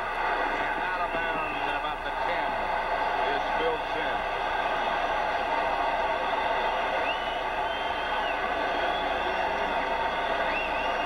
He saw this early. Well, here's the lane that he sees, Pat, as we just started back. And we'll just let it roll here. Now, if we stop right there, we'll see the lane that he sees. He sees it right here, that if he can get by that, he's going to have a long running area. You see that hole he sees? Look, there's no white jerseys at all. And he knows that he can not only get to the first down, but hopefully get to the sideline before anyone gets him. But that's the thing. The Eagles have been giving up lanes to pass and run in for Sims. Just outside the 10 as Sims fakes to Adams. Gets it out to Bavaro. Bavaro is knocked backwards after he caught the ball at about the 8, perhaps the 9.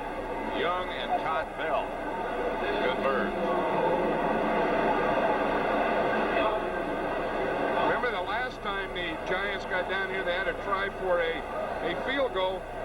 What they did is they threw on second down, ran on third. I thought they should have done just the opposite. Now, if I were going to run, I would run on this down, and then if it didn't work, come back and pass on the third, or I would just throw 2 into the end zone. Second down and 9. They can make the first down without scoring.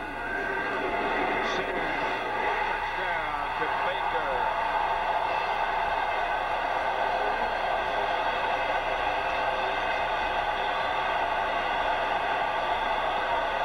How about just throwing 1 into the end zone? That's all you need. That was a championship drive by the Giants. Culminated by this pass from Steve Baker. But watch Sims, when he backs out, he's going to throw to the left. He was looking for Baker all the way. When he turns out, he's going to throw to the right. You could tell he was going to throw to someone to his left from the get-go. Extra point by McFadden is good. A flag on the play.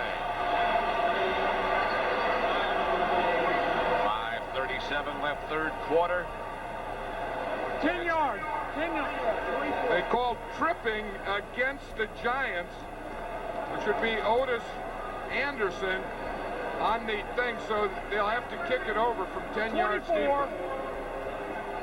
On New York, retry.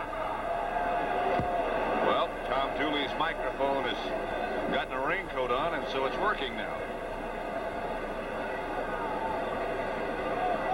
Let's see if you could see it. It has to be from the outside on the left. Otis Anderson is the outside left guy. He reaches out with his left and trips with his right leg.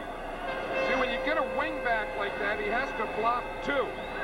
So he blocked 1 with a trip and 1 with a shoulder. McFadden from 10 yards further back still is good. And so the Giants take the lead over the Eagles 17-10. We're in the third quarter. Next Friday on a special edition of college football on CBS, the Alabama Crimson Tide will be looking to spoil Auburn's bid for an SEC title and a bid for the Sugar Bowl. Auburn, the best defense in the nation. Alabama was one of the best defensive players in the nation. Derek Thomas, live from Legion Field in Birmingham next Friday, 2:30 Eastern Time. Story of that drive, which was outstanding, the longest of the year for the Giants. They began at the 6, and they finally got a touchdown. Abercrombie will bring it back. Gets to the 20. Gugamos on the tackle. Let's watch that touchdown again, Pat. Here's Stephen Baker. Now watch the safety goes this way. Now once that happens, then he knows that Sims is going to go right there. Now watch the hole he sees. Here comes Baker, boom. This is the way we used to coach. You just keep running plays back and forth. No one can escape. But see what he sees? He has them all the way, the safety's away. He knows once he gets them in that hole, there's nothing that safety can do to help. Lead by a touchdown. The Eagles have it at their own 21, 1st and 10. Cunningham outside Myers. Reasons on the stop. Myers got 6 from Cunningham. I'll tell you, I think this is the thing, more than yardage. In that 294 yards the Giants have, they've kept that Eagle defense out there much too long. The Eagle defense is worn down. And then the other side of it, this Giant defense is very fresh because of that. 2nd and 4. Cunningham fakes the draw play to Haddix. Goes deep to Carter. Can't come up with it. Covered again by Sheldon White, who's done a whale of a job today. Well, every time you see a rookie like Sheldon White is, you try and go to him. But look at these drives that we were talking about. Not the fact that they got touchdowns. I mean, that's always good. You always celebrate over that. But they have 2 drives of over 6 minutes. Now, that means the 2 things. One, that their defense was out there, the Eagle defense. But maybe more important in this game, that your defense is fresh to chase Randall Cunningham. People really don't realize how difficult that is in this league to get 2 drives in a game of that length. Haddix, the ball carrier, hit behind the line of scrimmage. Leonard Marshall. A loss of 2. Lawrence Taylor hit him first.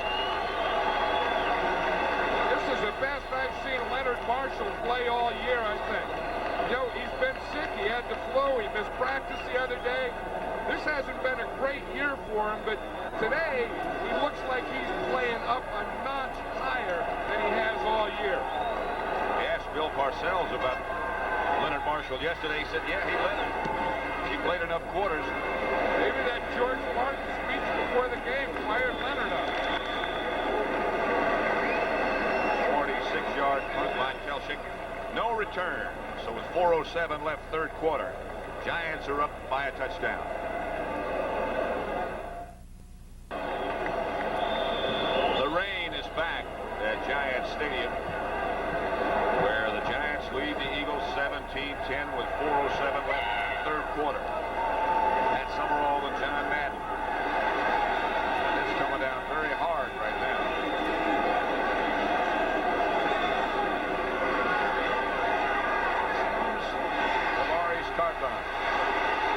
Carthon sheds a couple of tacklers and gets into Eagle territory. Mike Pitts finally brought him down. But you're so right, John. That Eagle defense has been out there so long, they're starting to slide and miss. Well, it's like a fighter. You know, you get to that 8th or 9th round and you get the knockout that looks like an easy knockout, and it wasn't necessarily that punch in the 8th or 9th round, but it's what you did in the first couple. And I think that's what we're seeing here now. We're seeing the effect of the first 8 rounds, and the Giants are now starting to reap the benefit. And look at that time of possession. First down, Giants at the Eagle 47. Morris. Seth Joyner gets him about a yard behind the line of scrimmage. He might have gotten back. Might have lost one. Third quarter, Chargers still by 3 over the Rams. Saints shutting out Denver 28-zip. Raiders just got a field goal to make it 6-3 in the Coliseum. Last week, the Raiders beat the 49ers with 3 field goals. Now they got 1 here. They haven't had a touchdown in a few weeks. Second and 10. Reggie White coming up the middle, almost got the Sims. Lionel Manuel, the intended receiver. White knocks Sims down, and he's still down. Reggie White lined up over the center that time. Bill Sims really took a shot there by Reggie White. We'll see Reggie White is right here, and watch the shot that he gives him right here. He just runs right by Oates. Then right now, once he gets by him, he smells a quarterback. Look at that shot that he put on Sims. And Sims has gone to the bench. Hey, I think he got hit twice. I think the initial contact when Reggie White hit him, and then the next one when Phil Sims' body hit the turf. And Jeff Hostetler has taken Phil Sims' place. Sims 17 out of 28. 2 touchdowns, and now it's Hostetler out of the sprint formation. Third down and 10, 47. Hostetler in the direction of Manuel and Bavaro, but incomplete as he went down. Well, that time it was a corner. Eric Everett came on that one. He was unblocked. Hostetler didn't even see him. You know, we started out today where there were 7 quarterbacks that started every game, and 2 of those 7 are in this game. And of course, we see Phil Sims go down here with a real shot for Reggie White. Konechny back to the Eagles, and Maury Buford to punt for the Giants.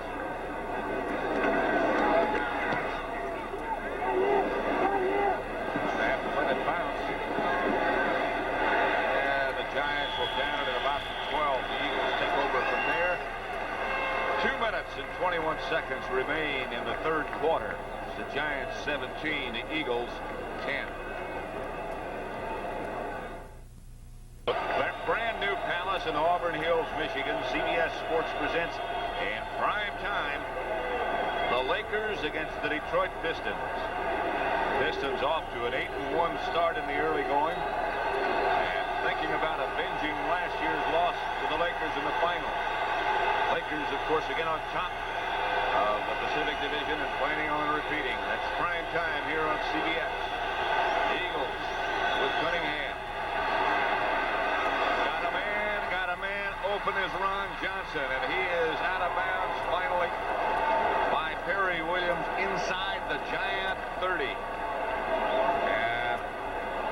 Giant player Carl Banks injured way back at the original line of scrimmage. Ron Johnson was the man who caught the pass. Hey, Ron Johnson, it looks like he starts out. Perry Williams is out there on him. It looks like he has pretty good coverage. And then Williams looks to the inside, and Johnson gets back to the outside. And I think that that's what really got Williams when he turned his shoulder away from Johnson to look in at Cunningham. And then Cunningham was able to get the ball up over his outside shoulder. Carl Banks is still down on the field. Watch him. He's coming from right here. See what happened to him. He just gets his knee taken out. And now Banks is up and trotting off. That's a welcome sight. It looked as if his knee might have buckled. Well, I'll tell you, I still don't think he feels too well there, Pat. He threw his helmet down and went to the bench without his helmet. I think they're going to go check something right now on Carl Banks. Johnny Cooks has taken his place. Cunningham gives to Haddock. Behind the line momentarily. Haddock shook one tackler. Finally is brought down by Reasons after a gain of a yard. Lawrence Taylor made that play. Keith Byers, number 41, came out to try and block him. Watch 41 here, Byers try and block 56 Taylor. Taylor just stuffs Byers here, knocks him right back into Haddock. Haddock had to slow up and try and bounce out, and there was nothing there. Taylor's lined up 15 times on that side, the offensive left, 4 times in the middle, and 9 times over on the right. So he goes where they think they're going to run. 2nd and 9, and Cunningham is going to take off. Loses the football. He placed Pepper Johnson, and it looks like the Eagles did get it back. Recovered by Matt Darwin, I think. Pepper Johnson hit Randall Cunningham and knocked that football back about 12 yards. He really popped that thing out of there. Did he hit him? Or What? He just lost control. Well, it went 12 yards backwards, however it happened. But watch, I think he lost control before. I think so, yeah. He was switching hands, and he just kicked the ball back 12 yards. And you're right, it was Matt Darwin who made the recovery. 3rd and 17. Jackson will be in the slot right this time. Ball's at the 41. Here's Cunningham out of the pocket. And intended for Keith Jackson, incomplete, and they'll have to punt.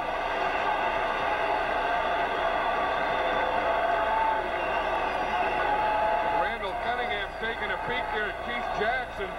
I think he expected him to keep running. In fact, you can see him talking now, and Jackson started to pull up. Cunningham led him where he was going, and Jackson didn't go there.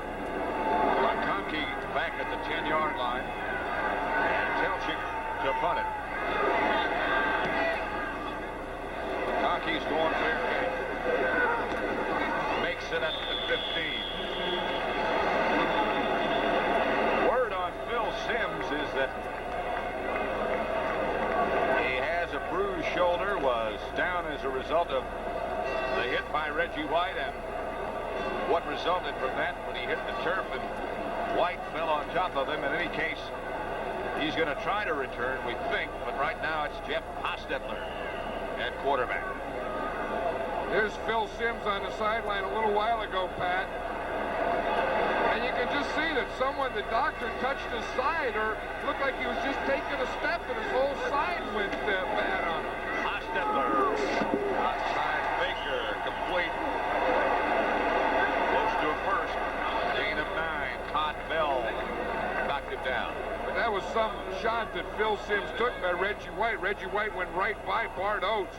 And then I think after he got there, it was a hit. And I think it was more when he hit him and driving him into the turf and falling on him that got Simms. So that's the end of the 3rd quarter with the score of the Giants 17, the Eagles 10. And we now pause for a word from your local station.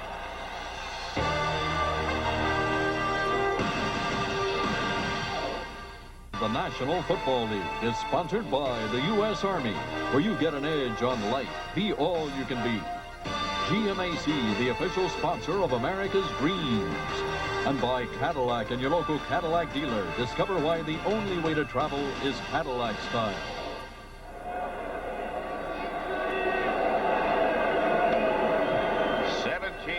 The Giants over the Eagles. The Giants Stadium, Pat Summerall, John Madden. He's the guy that they might suit up at any moment. Well, he suited up for his last game at Brown yesterday.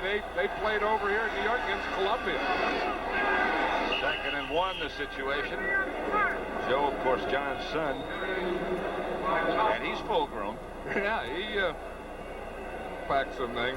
You know, watch this thing again, Pat. It looked like he just touches himself with his left hand like he's feeling something in there. Look. And as he touched it, must be like a rib cartilage or something in there. And this is how it happened. Reggie White, again, running right by Bardos, getting a shot right now on Sims. And it's his right area. I don't think he's hurt yet. And right there, I think, is where whatever happened to him happened.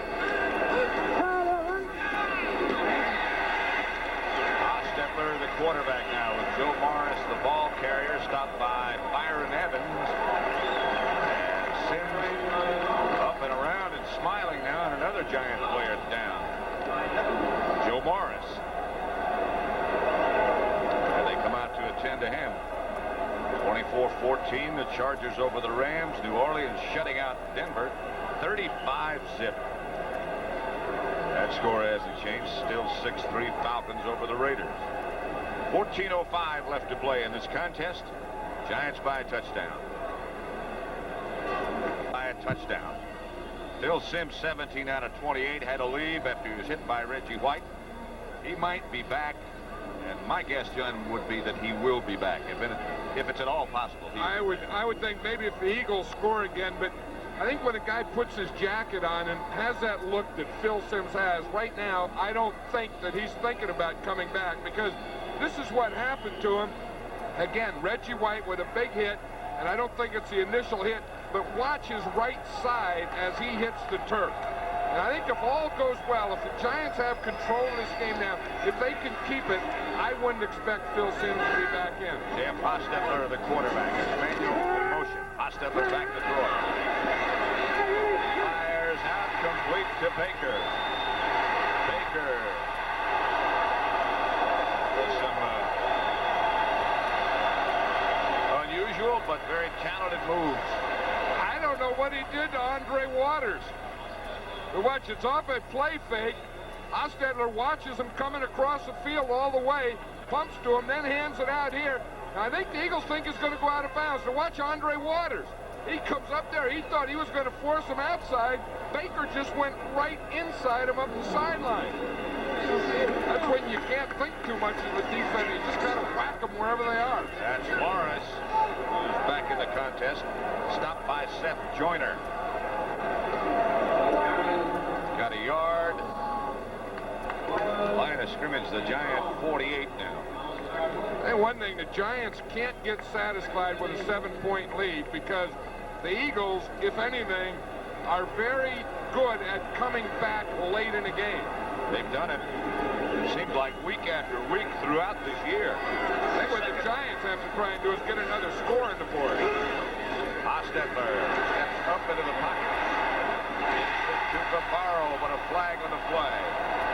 Bavaro would have enough for a first down after a gain of 11.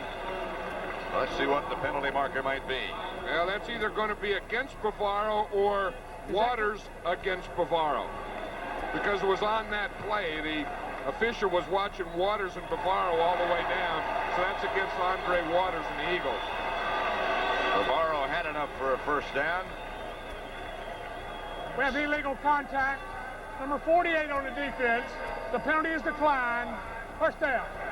Waters was just arguing for Wes Hopkins.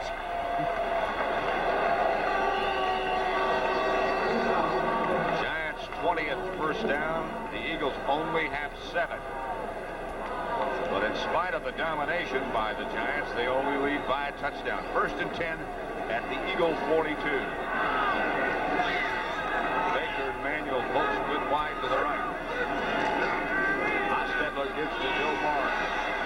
Morris taken down by Clyde Simmons and Jerome Brown. lost 2. Clyde Simmons played that well.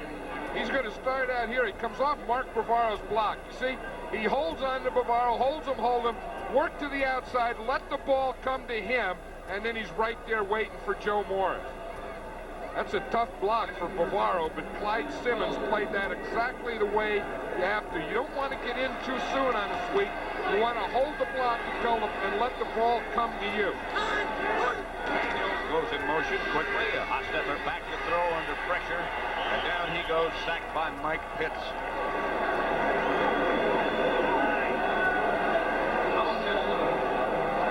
I think Hostetler was looking out there at Reggie White coming. Reggie White was getting up the field on Doug Riesenberg, and then in comes Mike Pitts. He sneaks in and gets a sack. Let's just watch him here. You see Reggie White again on that power move. Riesenberg has pretty good shot at him, pretty good position. And then I think Hostetler saw that, and Mike Pitts came right inside. 3rd down now. They need long yardage, about 20. Ball back to the Giant 48. Robinson split wide to the left.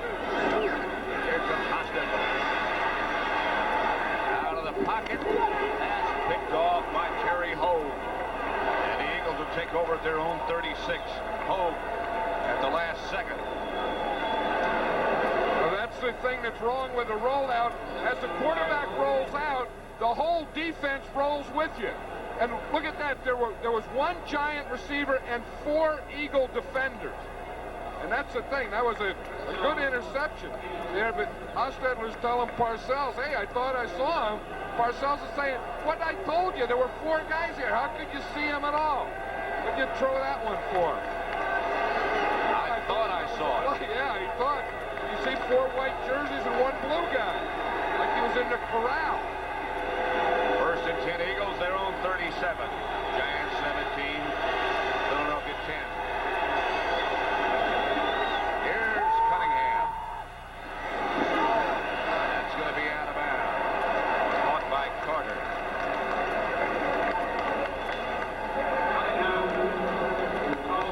One thing I think that the Giants defense has done a good job of, or the Eagles haven't done much of it, is Randall Cunningham running.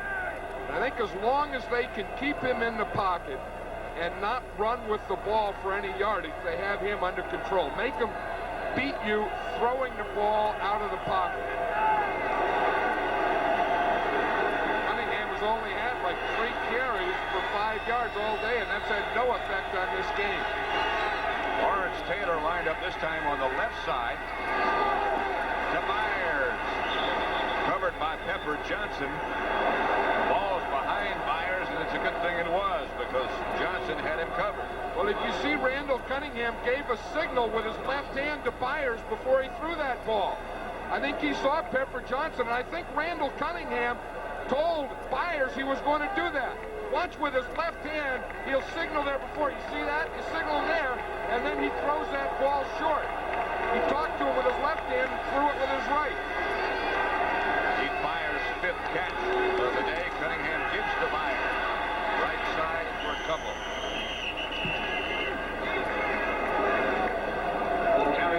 George Martin on the stop. Raiders just got another field goal to tie Atlanta 6-6, and they're in the 4th quarter now.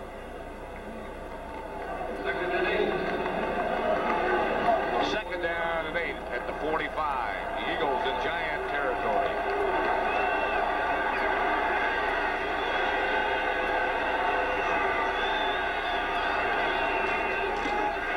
Straight ahead to Haddix. Nothing doing. Giles came back to try to clear out the middle. That's what's tough about being a nose tackle. You know, you have the center blocks you, the guard blocks you, they bring the tight end on you. Remember the other day we were talking to Jim Burton, he said, I don't care what my kid grows up to be, but I don't want him to grow up to be a nose tackle. That was a late penalty. Illegal formation, I think, is what he said, but it was late. Yeah, but it was after they were, way after when they were in the huddle. Now they're having another huddle. Dooley has that thing under some plastic, and it still doesn't work. I think maybe he just forgot to turn it on. We have an illegal formation. Number 78 was on the end of the line. Second down. What that means is that the split end on the open side, the weak side, didn't line up on the line of scrimmage. So that made the left tackle eligible, which is an illegal formation. Here's Cunningham, flushed out of the pocket. Chased by Martin. Pass incomplete. Chris Carter, the intended receiver.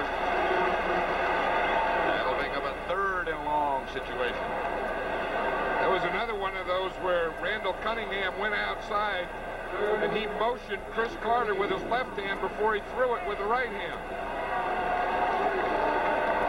Benny Hill was upset about something with Chris Carter. Yeah, they do that all the time. I see over in the sideline now, Phil Simms is warming up.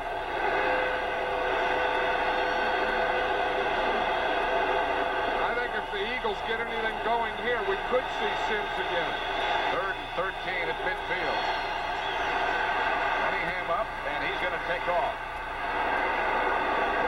Dives for the first down. Reason knocked him out of bounds, but he knew exactly where he was and what he needed to get. Well, he saw that red marker up there. Cunningham just ran right for it. Now he's trying to get a little breath back because I think he could have knocked the wind out of himself in diving for it. You see that red thing? When they take that out, they leave the flag there. See the flag, the piece of cloth on the ground? So that's telling Cunningham where he has to go. And he just took a dive right beyond it. So it'll be 1st and 10 for the Eagles at the Giant 35 now with 9:53 left. Somebody jumped.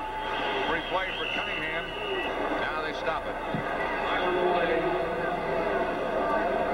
Cunningham used that free play to drill Gary Reasons. Looked like the thing you used to do when a guy in rush, you just throw it in his face. False start, 73 offense. First down. Ron Heller. It was George Martin who appeared to jump, but Heller must have pulled him. Heller doesn't have that visor anymore. Remember, he got poked in the eye and had that eye problem, and then he wore a visor, and doesn't look like he has one on today. I would imagine those things would be very difficult in rainy weather. Weather like this, it's been raining all day. Right now, it's stopped. Here's Cunningham. Action gives the ball to Maddox, but a flag down on the play again. Reasons on the stop. And that's in the area of offensive holding, and if it is, that'll be the first holding penalty today.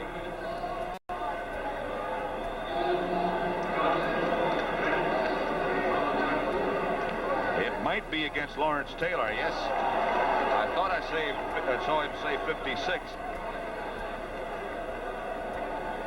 And Phil Simms isn't warming up.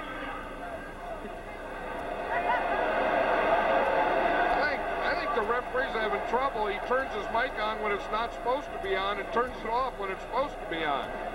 Because that time he was calling Randall Cunningham over there to say, do you want the penalty or do you want to decline the penalty? Called him Cunningham. Can't imagine he'd decline it. Illegal use of hands. Number 56 on defense. First down. Here's Lawrence Taylor right here at the bottom. And we'll see what he does. You can't hit to the head. And that's the only thing. You see as his rush, he takes his right hand into the face or the face mask of the blocker. Boy, they're getting tough on rushers when you can't do that. You know, a lot of times you get a shot to go to the shoulder and it just works up to the helmet.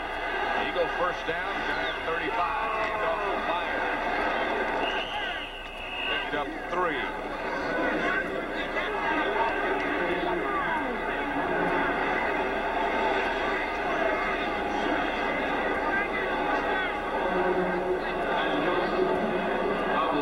The biggest thing that Randall Cunningham does, and the thing that you worry is when he runs out of the pocket.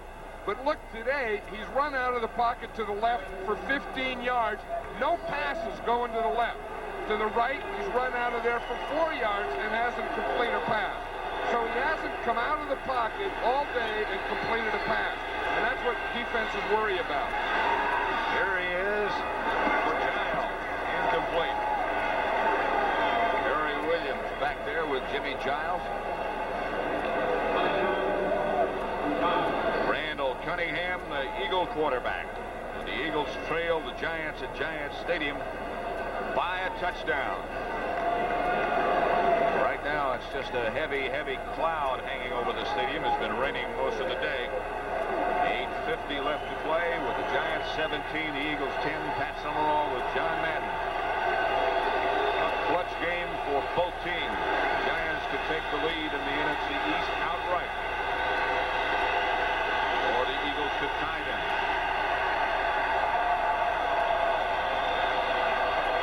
Cunningham wants to talk it over with Buddy Ryan. So with 8:50 left in the game, it's the Giants by 7.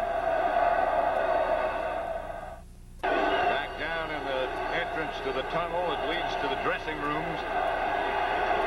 Harry Carson, who Friday underwent arthroscopic surgery on his knee. He's on the injured reserve and out for at least 4 weeks.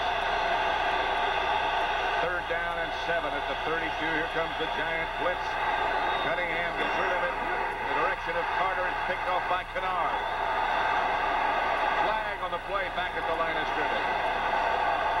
Penalty marker down. Carter tripped up Kennard.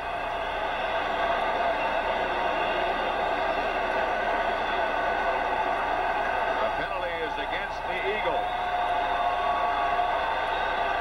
I think this is an interception that you have to give to the pass rush. Watch this. They have Cunningham surrounded.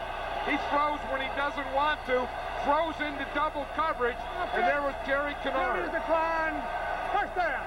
As you say, that was the first interception by a safety for the Giants. And you talk about if you're not going to have them and you're going to wait to get one, there's no better day than today in this game. Jeff Hostetler returns as the Giant quarterback. Bill Sims still with his jacket on the sideline. Injured after being hit by Reggie White. Morris, left side. Stopped by Reggie White after a gain of 3. I think the Giants, have had that type of year where they've kind of been up and down, and the minute they'd start to think they're good, they weren't, and then when they thought they weren't, they were. And as Bill Parcells said, this is the most important game that we play this year. This is the biggest game we have to. Because if we can win this one, we can be in great shape to get to the playoffs. If we don't, it's going to be an uphill battle. 2nd and 7 to see Maurice Carton. Out to about the 19, maybe the 20. The 2 safety men for the Eagles. Waters and Hopkins bring him down. Picked up 4. What's Reggie White on that last one there? He'll get your guys, or he'll get his own guys. He just comes in and looked like Todd Bell, his linebacker, just took his legs out from under as he was getting ready to make the play. Good block. 3rd and 3 at the 20. Wait, where'd that guy come from? Adams is back there with Hostetler. And they take the handoff to Adams. Hostetler kept it, and he doesn't get enough. Doesn't get anything. I don't know what that play was. That wasn't a very good-looking play. That looked like something that happened late Saturday in the street. Either that or it wasn't a design thing. And especially to run it on 3rd down. Buford back to punt then. He'll punt from about his own 5-yard line, maybe the 6th. He didn't have a center. Neckney back for the Eagles. Buford's kick is an end Does to connect him. He struggles to the 44. Maurice Cartha on the first man down. 42-yard punt. Return of 6. 6:28 remain. Eagle ball.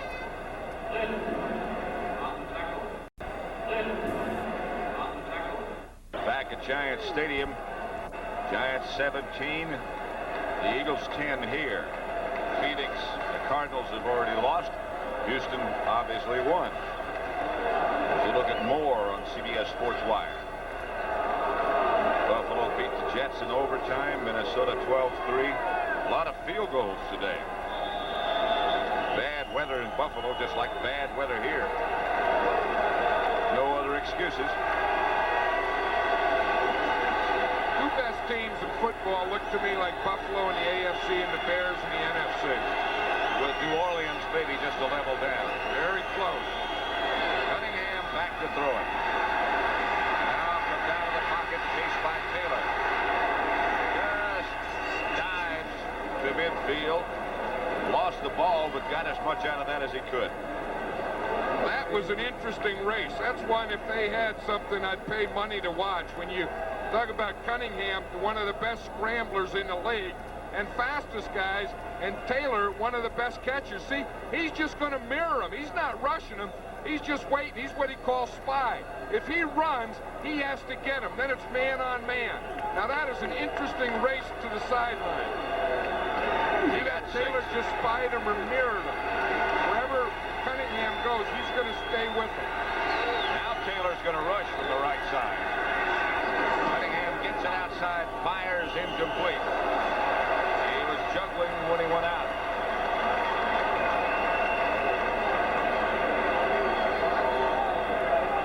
Phil Simms injured, went out after being hit by Reggie White.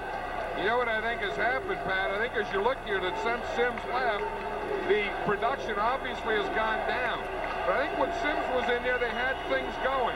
Because look what they did. Ostendler came in and threw an interception after 8 plays, and then 3 and punt. I think the Eagle defense was tired, and I think they've let them off the hook, and I can feel momentum changing. 3rd and 4. Cunningham is going to come out again, and he's going to get enough in more than a first down. Cunningham down to about the Giant 20. Stopped finally by Pepper Johnson, and can he be dangerous? Banks. That's the thing that you can't do. Watch here as we watch him come out. Now we'll let him go here. Now he fakes out. Now watch right here. This is what he sees. You see, he sees that his guys downfield are covered, so he sees that he has all that room to run, and he knows that he can get about 20 yards before any blue jerseys can get him. You see right there, they lost containment, and after that point, it was all over. 1st and 10 at the 21 for the Eagles with less than 6 minutes left now. The handoff is to Haddix, who nudges down inside the 20. 5:15 left to play. Giants by a touchdown. Randall Cunningham really does have control of this team and this offense now. I don't know if you saw, but just before the snap, Byers was in the wrong formation, so he was up under center, and he motioned Byers to get back, get in the I formation to run the play he wanted to run. Burt goes out. Howard comes in at nose tackle for the Giants. 2nd and 7. Ball of the Giant 18. Carter wide right. Jackson left. Cunningham to Byers. Almost made a one-handed grab again and couldn't do it. Lost control. And Lawrence Taylor was right on Randall Cunningham as he threw that ball. In fact, after he threw it, Lawrence Taylor knocked him down. I think this is the type of a game and the time in a game where great players come to the top.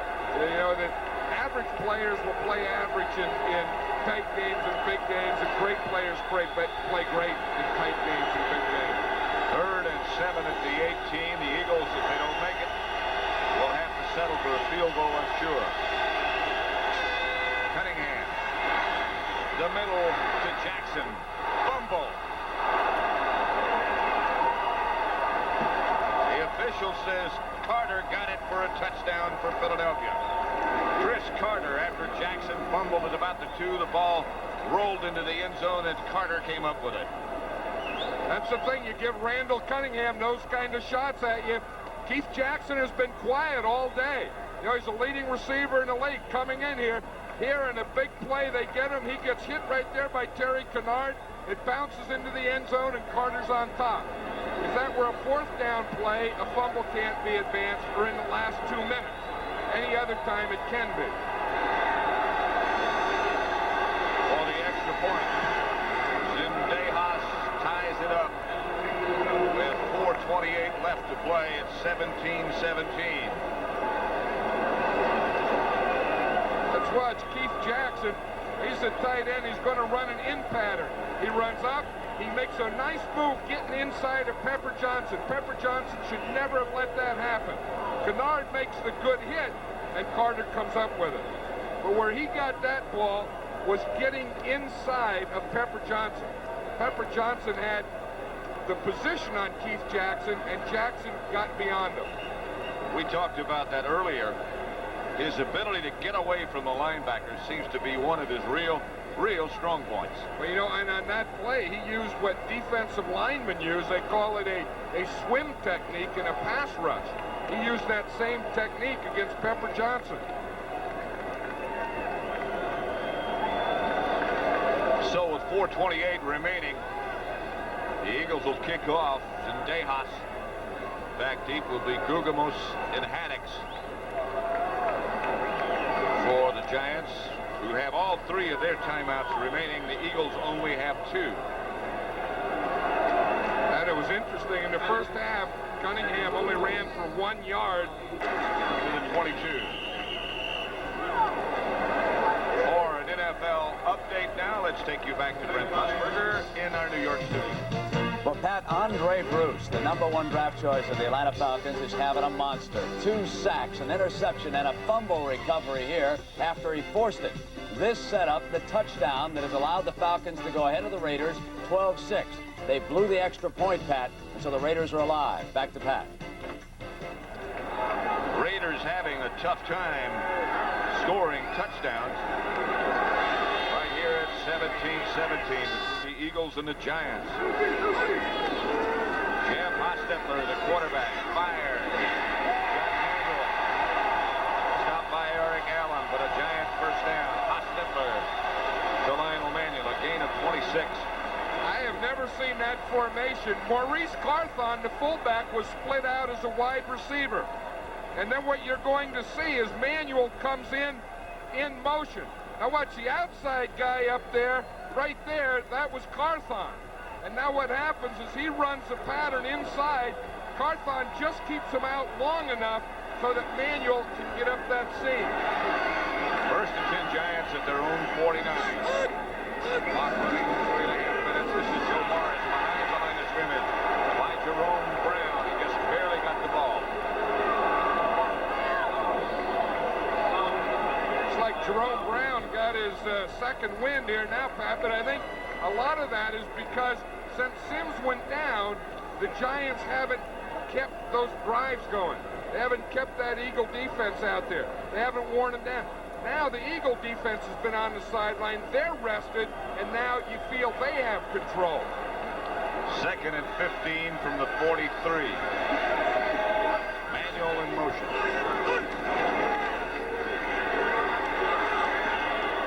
Hostetler dumps it out to Morris. Gets across midfield into Eagle territory. Stopped finally by Roynell Young after a gain of 8. That was that same formation again. Maurice Carthon split out as a wide receiver. Then they threw to the opposite side that time to Joe Morris.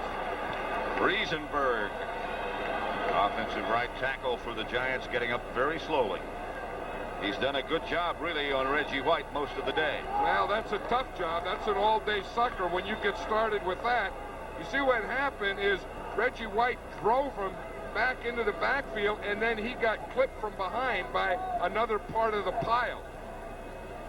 In his second year, Carl Nelson has replaced him. Nelson went down early in the season with an injured knee and ankle. His place was taken by Riesenberg, and he's done a good job. Well, first it was John Elliott. Remember, Jumbo Elliott went in there, and Jumbo had some problems. He was a big rookie, and then Riesenberg came in and did well, so he's been the starter. And I think when Carl Nelson came back, he just couldn't beat Riesenberg out. And again, Riesenberg not hurt on blocking Reggie White, but on someone else's blocking falling into him. Looks like in the AFC West, all three of the teams, Denver, the Raiders, all three that were tied for first place will lose today. So that it'll stay just about like it was. Well, that's what Matt Millen of the Raiders said. Remember, he says, we stink, but Denver stinks and Seattle stinks too. And I just hope at the end of the season we stink less than they stink. 3rd down and 8 at the 49. Hostetler goes out of the sprint formation this time. Robinson was the man. And here comes the blitz on Hostetler. Pass incomplete, intended for Stacy Robinson. Hostetler just barely got rid of it. That was that rookie Eric Everett again, and he just came free from Hostetler's left side. You'll just see from Hostetler's left, the top of the screen right there. You see him, he was outside. No one blocked him. Hostetler had to get rid of that ball. Injured Eagle. After that last play, still down as Maury Buford comes on to punt for the Giants. 17-17 the score with 2:19 left. And we could be headed for overtime. You know, it's funny how momentum goes. The Giants had it there for a while. They seem to have everything going their way, and then boom, Phil Simms goes down, and you could just feel it change then. And the offense didn't work as well. The defense of the Eagles was more rested. They took the game over, and then you get a tight game. It becomes a Randall Cunningham game. Then he takes it over. And that's the way it is now. I mean, I think the Giants had the upper hand most of the game. I think the Eagles have it right now. That's Eric Allen behind the Eagle medical staff down in the middle of that group of people. Their rookie cornerback who's done an outstanding job really all year long. Buddy Ryan's eyes light up when he talks about Eric Allen. He said he was a rookie, and he said every time we'd play someone, they'd start to work on the rookie. He said, but he answered him. He said he's been there, and last week against the Steelers, he said he played his best game. He said there's a kid that we took that I'm really proud of. Konechny back deep for the Eagles, and Maury Buford will punt. Philadelphia has blocked one of his, blocked it early, got nothing out of it. This time it looks like they're trying to set up a return, not put on the heavy rush. Oates is the center, and a good snap. Good hit by him. Let it bounce. They're going to nail it one, and then it bounds into the end zone. Guggemos had it, threw it backwards, and it took a football bounce. It just chased him. I think Guggemos thought that he was closer to the line than he was. It looks like right there he had room to not have to worry about it. Then he threw it, and he threw it down, and then, as you said, it just took a football bounce the wrong way for the Giants, the right way for the Eagles. So they get it out to the 20 instead of being at the 1. And that happens when things change for you. Those kind of bounces. It's interesting, Pat. Cunningham gets the ball with 2 minutes left to go in the game, 2:08, and he said this is the part of the game he loves the most. He rolls out of the pocket, chased by Taylor, comes out of there, fires to Jackson, who makes the catch. Bedford Johnson, but a gain of 22 yards to Keith Jackson. And we'll now have the 2-minute warning, and when we come back, the Eagles will have the ball with 2 timeouts left. Matt Darwin does a nice job against Lawrence Taylor. Watch him here. He has him here. Now watch right there at the end. He just gives that little push there. Now Cunningham can make that spin. You see Darwin here just push a pat, just picks him off. Now you get the spinner. Now he finds Keith Jackson, and you get the completion. That's why it would be fun to be an offensive tackle and blocking for Randall Cunningham. You know, all you need is a little push at the end, and he'll get around it. And eventually you get a chance to get even. Here's Cunningham back in the pocket, setting. Now fires it. Now they're going to say he was in the grasp. I think so. I think the referee blew the whistle before he ever threw the ball. Watch the pass rush here on Randall Cunningham. The referee is right there. If you look, he's blowing the whistle. Right now, he blows the whistle. See him blow the whistle? He blew it. George Martin had a hold of him, and the referee blew the whistle before Cunningham threw it.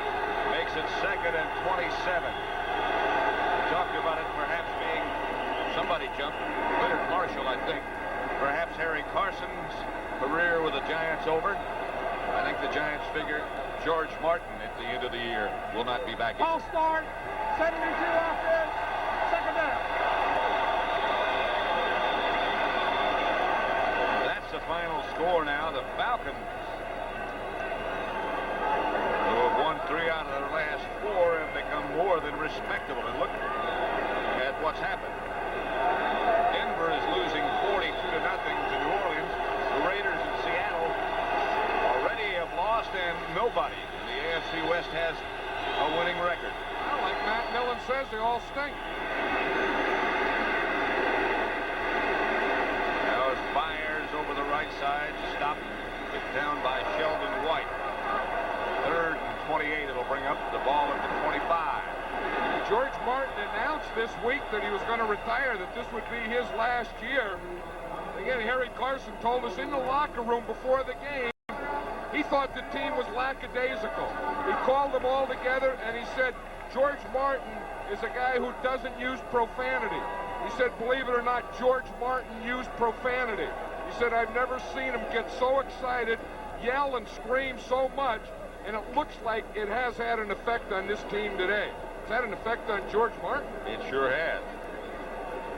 A reminder that tonight on CBS, it begins with 60 Minutes. Who's the man being brought into the 60 Minutes interview in chains? Well, he's Jonathan Pollard, the man who gave American military secrets to Israel, and he's on 60 Minutes tonight. That's followed by Murder, She Wrote, starring Angela Lansbury. Then it's the CBS Sunday movie, The Diamond Trap, starring Howard Heston, Brooke Shields, Ed Marinero, and Twiggy.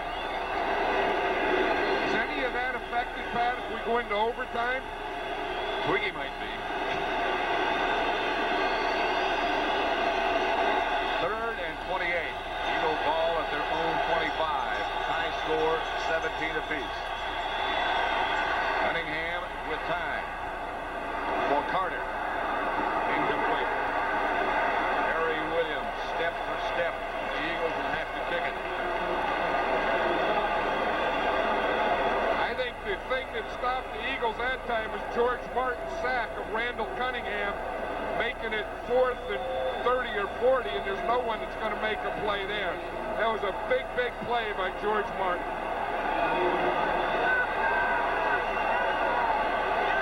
Chelsick back to punt to McConkey.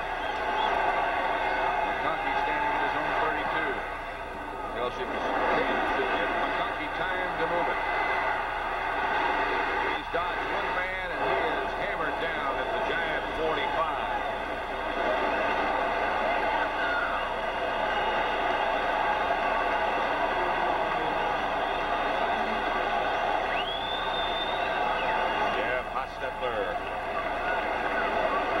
Back at quarterback.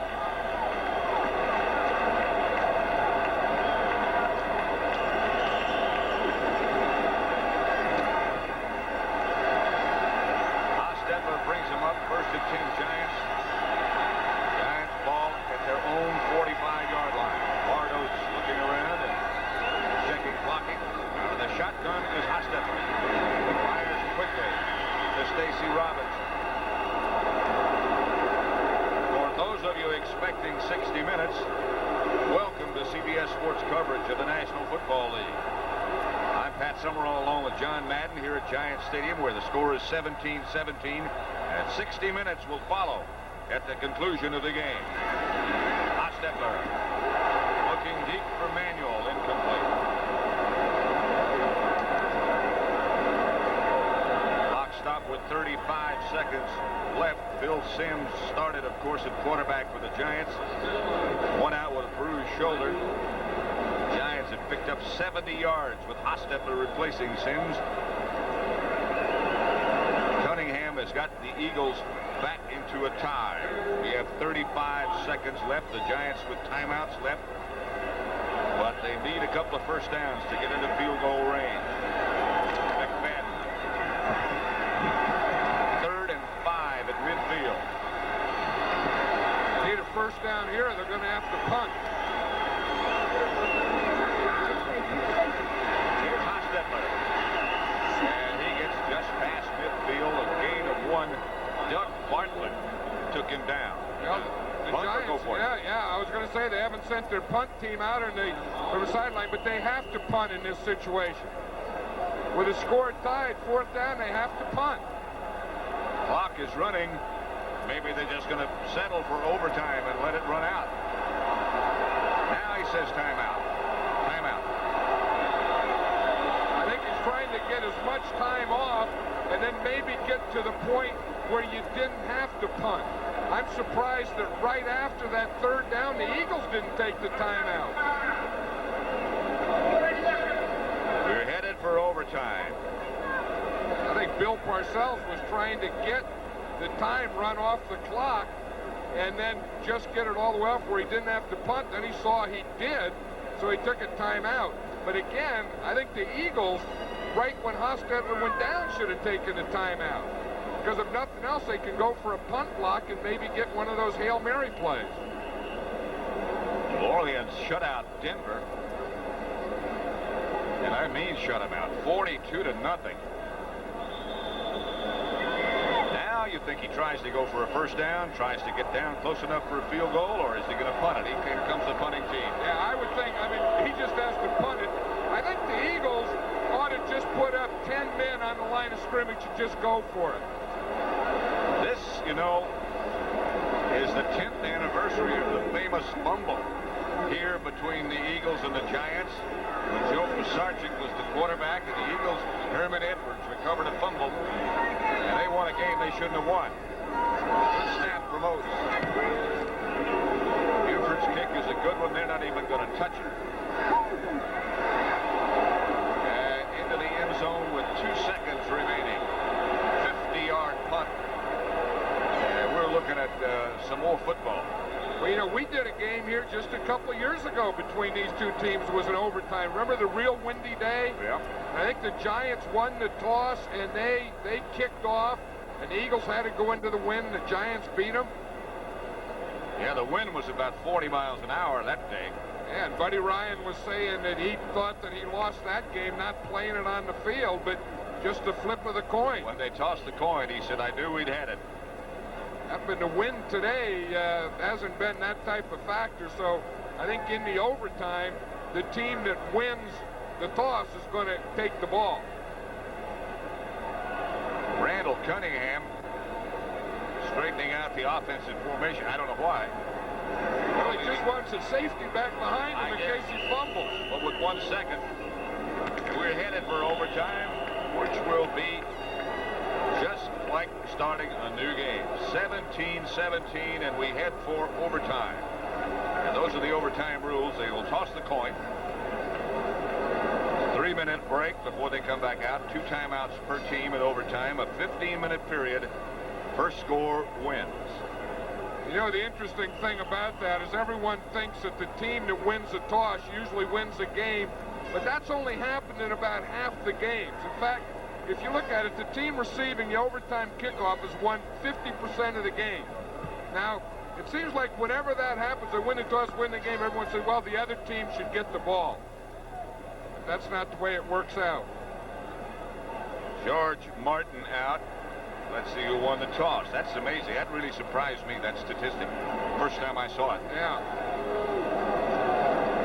Parcells, you saw a minute ago, perhaps saying Philadelphia wins the toss and will receive. The Eagles won the toss. They'll get it first. This time, wind will not be a factor. Rain has been all day long. Headed into overtime. Pat Summerall, John Madden, and it's 17 apiece. The Eagles and the Giants. Overtime at Giant Stadium. The 7th overtime game this year in the NFL. The Eagles won the toss and they will receive the kickoff. Records in overtime: the Eagles 3-7-2, the Giants 6-5-1. McFadden, the ex-Eagle, again will kick off for the Giants. The Eagles get the ball.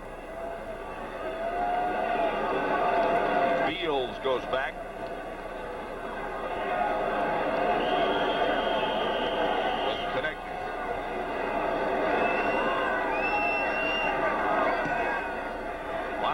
Shot kickoff by McFadden, and it will be brought out by Cunningham.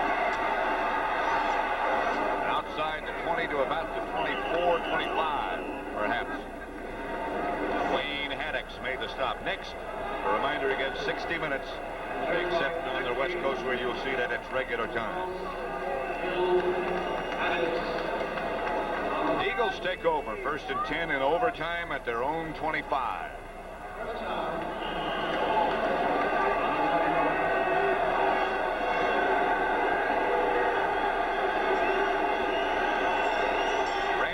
Cunningham behind Dave Remington, the center. And behind him, Haddix and Byers. Cunningham goes right towards it and outside. Byers cut down at about the 33-yard line after a gain of 8 by Perry Williams. And this is the area that Randall Cunningham says of all football that he enjoys the most. Is just that last 2 minutes when you're behind, the score's tied. He had a chance at halftime in that situation. He had a chance at the end of the game, but George Martin came up with a big sack, so now he gets his 3rd chance in this situation today. 2nd and 2. The Eagles have become the cardiac kids of this year. This is Byers to make the first down. A yard, and a yard short of first. Burton on the bottom of the pile. Hey, if you're going to run the ball inside, you have to get the nose tackle blocked. And then, of course, the other side of it is if you're a defense, you can't let them have any movement on that nose tackle. And still, in that play, when you're trying to run at him, Jim Byrd is one of the best. Look at that bottom, and those legs are starting to bow out. That 6 gets farther from the 4. Good set of guns on him.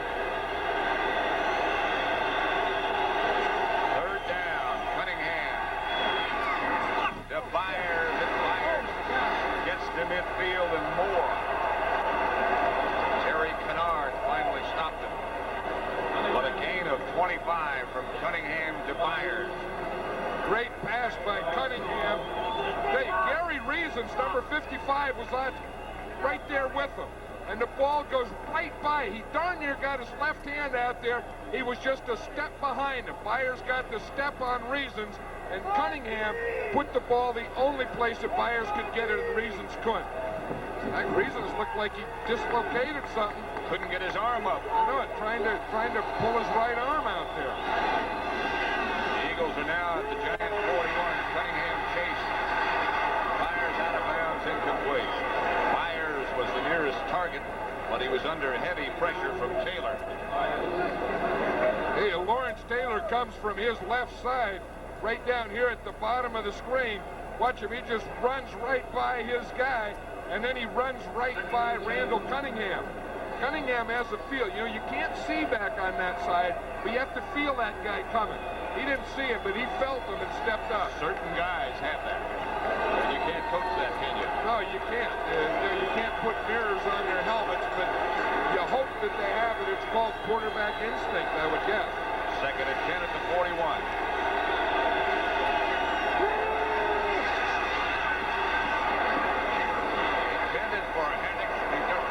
Much. Banks was covering Haddix. Haddix was open. Just couldn't get to it. Well, he wasn't stepping forward. He was stepping backwards, so he didn't have everything on it that he wanted. That's the book on Cunningham. It hadn't been statistically anything like the day he had in the first game against the Giants when they beat him down in Philadelphia. I say two things are going to happen if the Eagles are going to win. Cunningham is going to run with the ball, or he's going to throw it to Keith Jackson.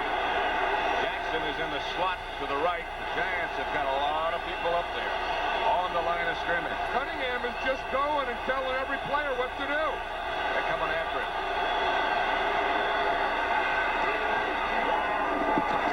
Incomplete. Well, that's what Bill Parcells said he'd like to have. Cunningham scrambling out of the pocket to his right. Hey, the Giants are going to take the all-up rush. Watch, Lawrence Taylor is in the middle now. George Martin is going out there to get containment, and they're rushing. They have good rush on Cunningham and good coverage downfield. That's a combination that equals great defense. Telchik back to find. McConkey signals fair catch, lets it go, and the Eagles watch it bound into the end zone. Jenkins down there tried to knock it back on the field to play, couldn't make it. Since Hostetler took over from Sims. Well, that's the first thing. If you look at the first play, he had 8 plays, which wasn't bad, but the result was an interception. Then after that, it was just 3 and punt, 4 and punt, 3 and punt. And that's where the game changed. Not that it was Hostetler's fault, but the game just went downhill when Sims went out. Then the opposite side, that's when the Eagles came back. And it's still Jeff Hostetler. Giants from their own 20 in overtime. Sit out DeMorris to about the 25. Stopped by Seth Joyner after a gain of 5. If you think that Mark Bavaro has been kind of nicked up this year, but if there's anyone on this Giant team who's been an Eagle killer, it's been this guy. Sure has. Maybe if we say that the Eagles, either Cunningham running or Keith Jackson, maybe if the Giants are going to make a play here, it could be Bavaro who has to give it to him. He's lined up to Hostetler's right. Daniel was the man on the move. Hostetler fires. Incomplete, intended for Bavaro. Hostetler just got rid of it. Don't forget Thursday, Thanksgiving Day on CBS. The NFL today begins at noon Eastern Time. And then it's the Vikings against the Lions, both of whom won today. Those two things just go hand in hand. You have to have that. You have to have a turkey on Thanksgiving in a football game. In Detroit. Yeah, in Detroit. The football, the turkey, or the football. Whichever comes first doesn't make any difference, but those two just have to go together. It's like the dressing and the cranberry sauce and all that stuff. Thank goodness we'll be able to enjoy them. I never want to miss one. Hostetler to Terry Hogue, intercepted. That's his second one. Intended for Baker, but Hogue comes up with his second interception off Hostetler. That's a play the Eagle defenses need.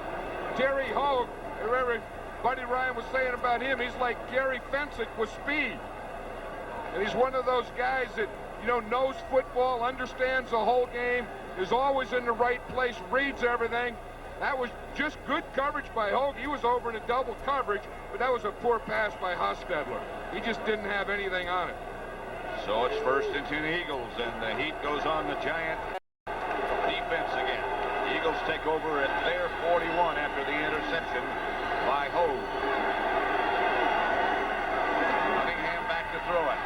Pressure's on him. He gets it to Hennix. Hennix down to the Giant 30, stopped by Reason. But a gain of 12. He just barely got rid of it. Well, this is where Cunningham has such a great feel and a great whip arm. He doesn't have to have his feet right all the time. There he has his feet parallel. He can still find Haddix and get the ball to him. Where you worry about a quarterback sometimes who always has to have his feet in the right place. He doesn't get them. He doesn't get the completion. But the Eagles right now are in field goal range. And Dejas, you saw just a moment ago, loosening up on the sideline. First down, and Cunningham goes back to throw it. Gets it outside to Byers. behind him, and he couldn't hold on. You talk about what this means with Zendejas getting ready to kick. Really, if the Eagles lose today, Pat, for all intent and purposes, they're out of it. But if they win today, they have control, and the Giants can still be in it, but someone has to beat the Eagles then, because that means that the Eagles would have beaten the Giants 2 times. So if they end up tied, the Eagles win. I mean, this is a big, big football right now we're looking at.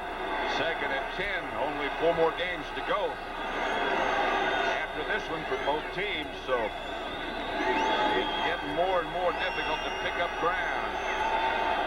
Clock running, they only got 2 seconds now to get rid of it. They get it off. And whistle starts to blow. Maybe time had expired.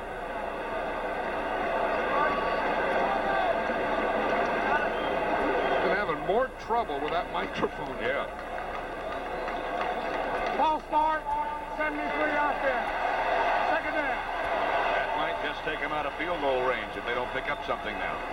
Well, right now, that would add 17 yards to it, so that'd be a 52-yard field goal for Zendejas if they don't pick up anything. 2nd down and 15. The ball has moved back to the 35. Zendejas' career long, by the way, is 50. Right now, as John Madden said, it would be 52 if they don't pick up anything. Here comes Taylor. Here's the rush. There's the pass for Carter, incomplete, but a flag on the play. Sheldon White on the coverage.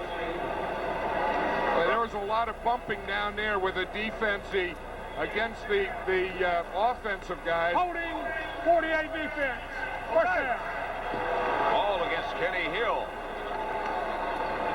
Yeah, the ball was thrown on Sheldon White, and they called it against Kenny Hill away from the ball.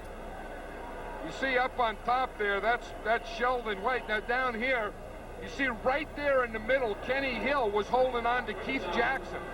They called that before he got out of there. See the flag come in at Kenny Hill. That wasn't the guy Cunningham threw to. 1st down, automatic. 1st and 10, Eagles at the Giant 30. Cunningham back. Gonna come out of there with it and get him closer. And slides at the 15. 1st down, stopped by White. A scramble for 12 by Cunningham. That's a part of the Eagle offense you expected. One, Keith Jackson gets a play, but it's a penalty against Kenny Hill. And then they come right back, and Randall Cunningham runs it. Let's just watch it and see what he sees. You see right now he's broken containment right there. Now when he gets out there, he wants to see how far the defender is. If they're 10 yards away from him, like they are right now, he's going to keep the ball. See, so he keeps it, knows he can get at least 10, and picks up 15.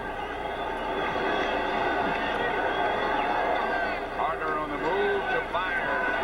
Cunningham down to the 15. Hit by Eric Howard and knocked back after a gain of 3. I wouldn't be surprised if Buddy Ryan takes a field goal here and doesn't wait for 4th down. He may take one more shot at it. I think somewhere right now he's starting to think, should we kick it now or take a shot? Would be, what, 32 yards if they did it from here? Yeah, that would, I mean, I know you kickers don't like the word chip shot, but that, for Zendejas, that has to be an equivalent of. There is no such thing. I know it. It's a bad word. But if there was an equivalency of that. The handoff is to Haddix. Down to about the 13, perhaps. And here he comes on 3rd down with his field goal unit. In the event they might get a bad snap or something like that, they could just down it and still have a shot. You know, one thing Randall Cunningham was saying is, with Zendejas, he gives the offense so much more confidence because he knows that he can make the field goal, that they get down there. They don't have to feel they have to get it in. Of course, the Giants are trying to psych them out. See, they're taking a timeout here.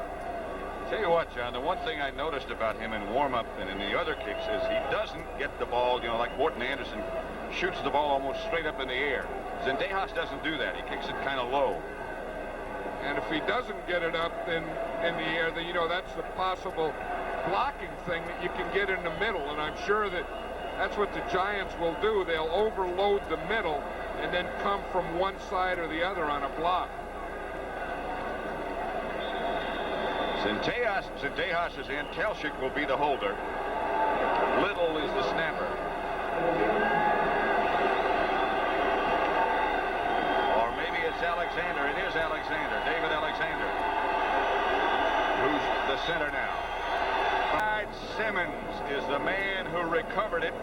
The question is whether it was behind the line of scrimmage. Then you can advance it. That's the rule. If it's behind the line of scrimmage when it's recovered.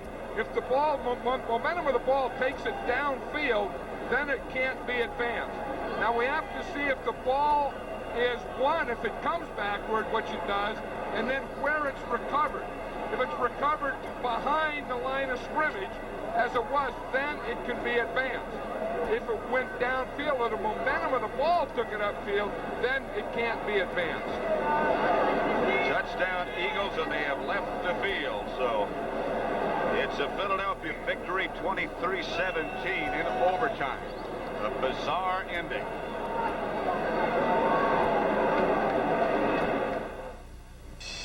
Sometimes the best way to avoid the rush is to sit. Giants and Phoenix Cardinals all with 7 and 5. San Francisco and Washington play tomorrow night. And look at the end of this kind of game. Look at Lawrence Taylor consoling, I believe, Jim Burt.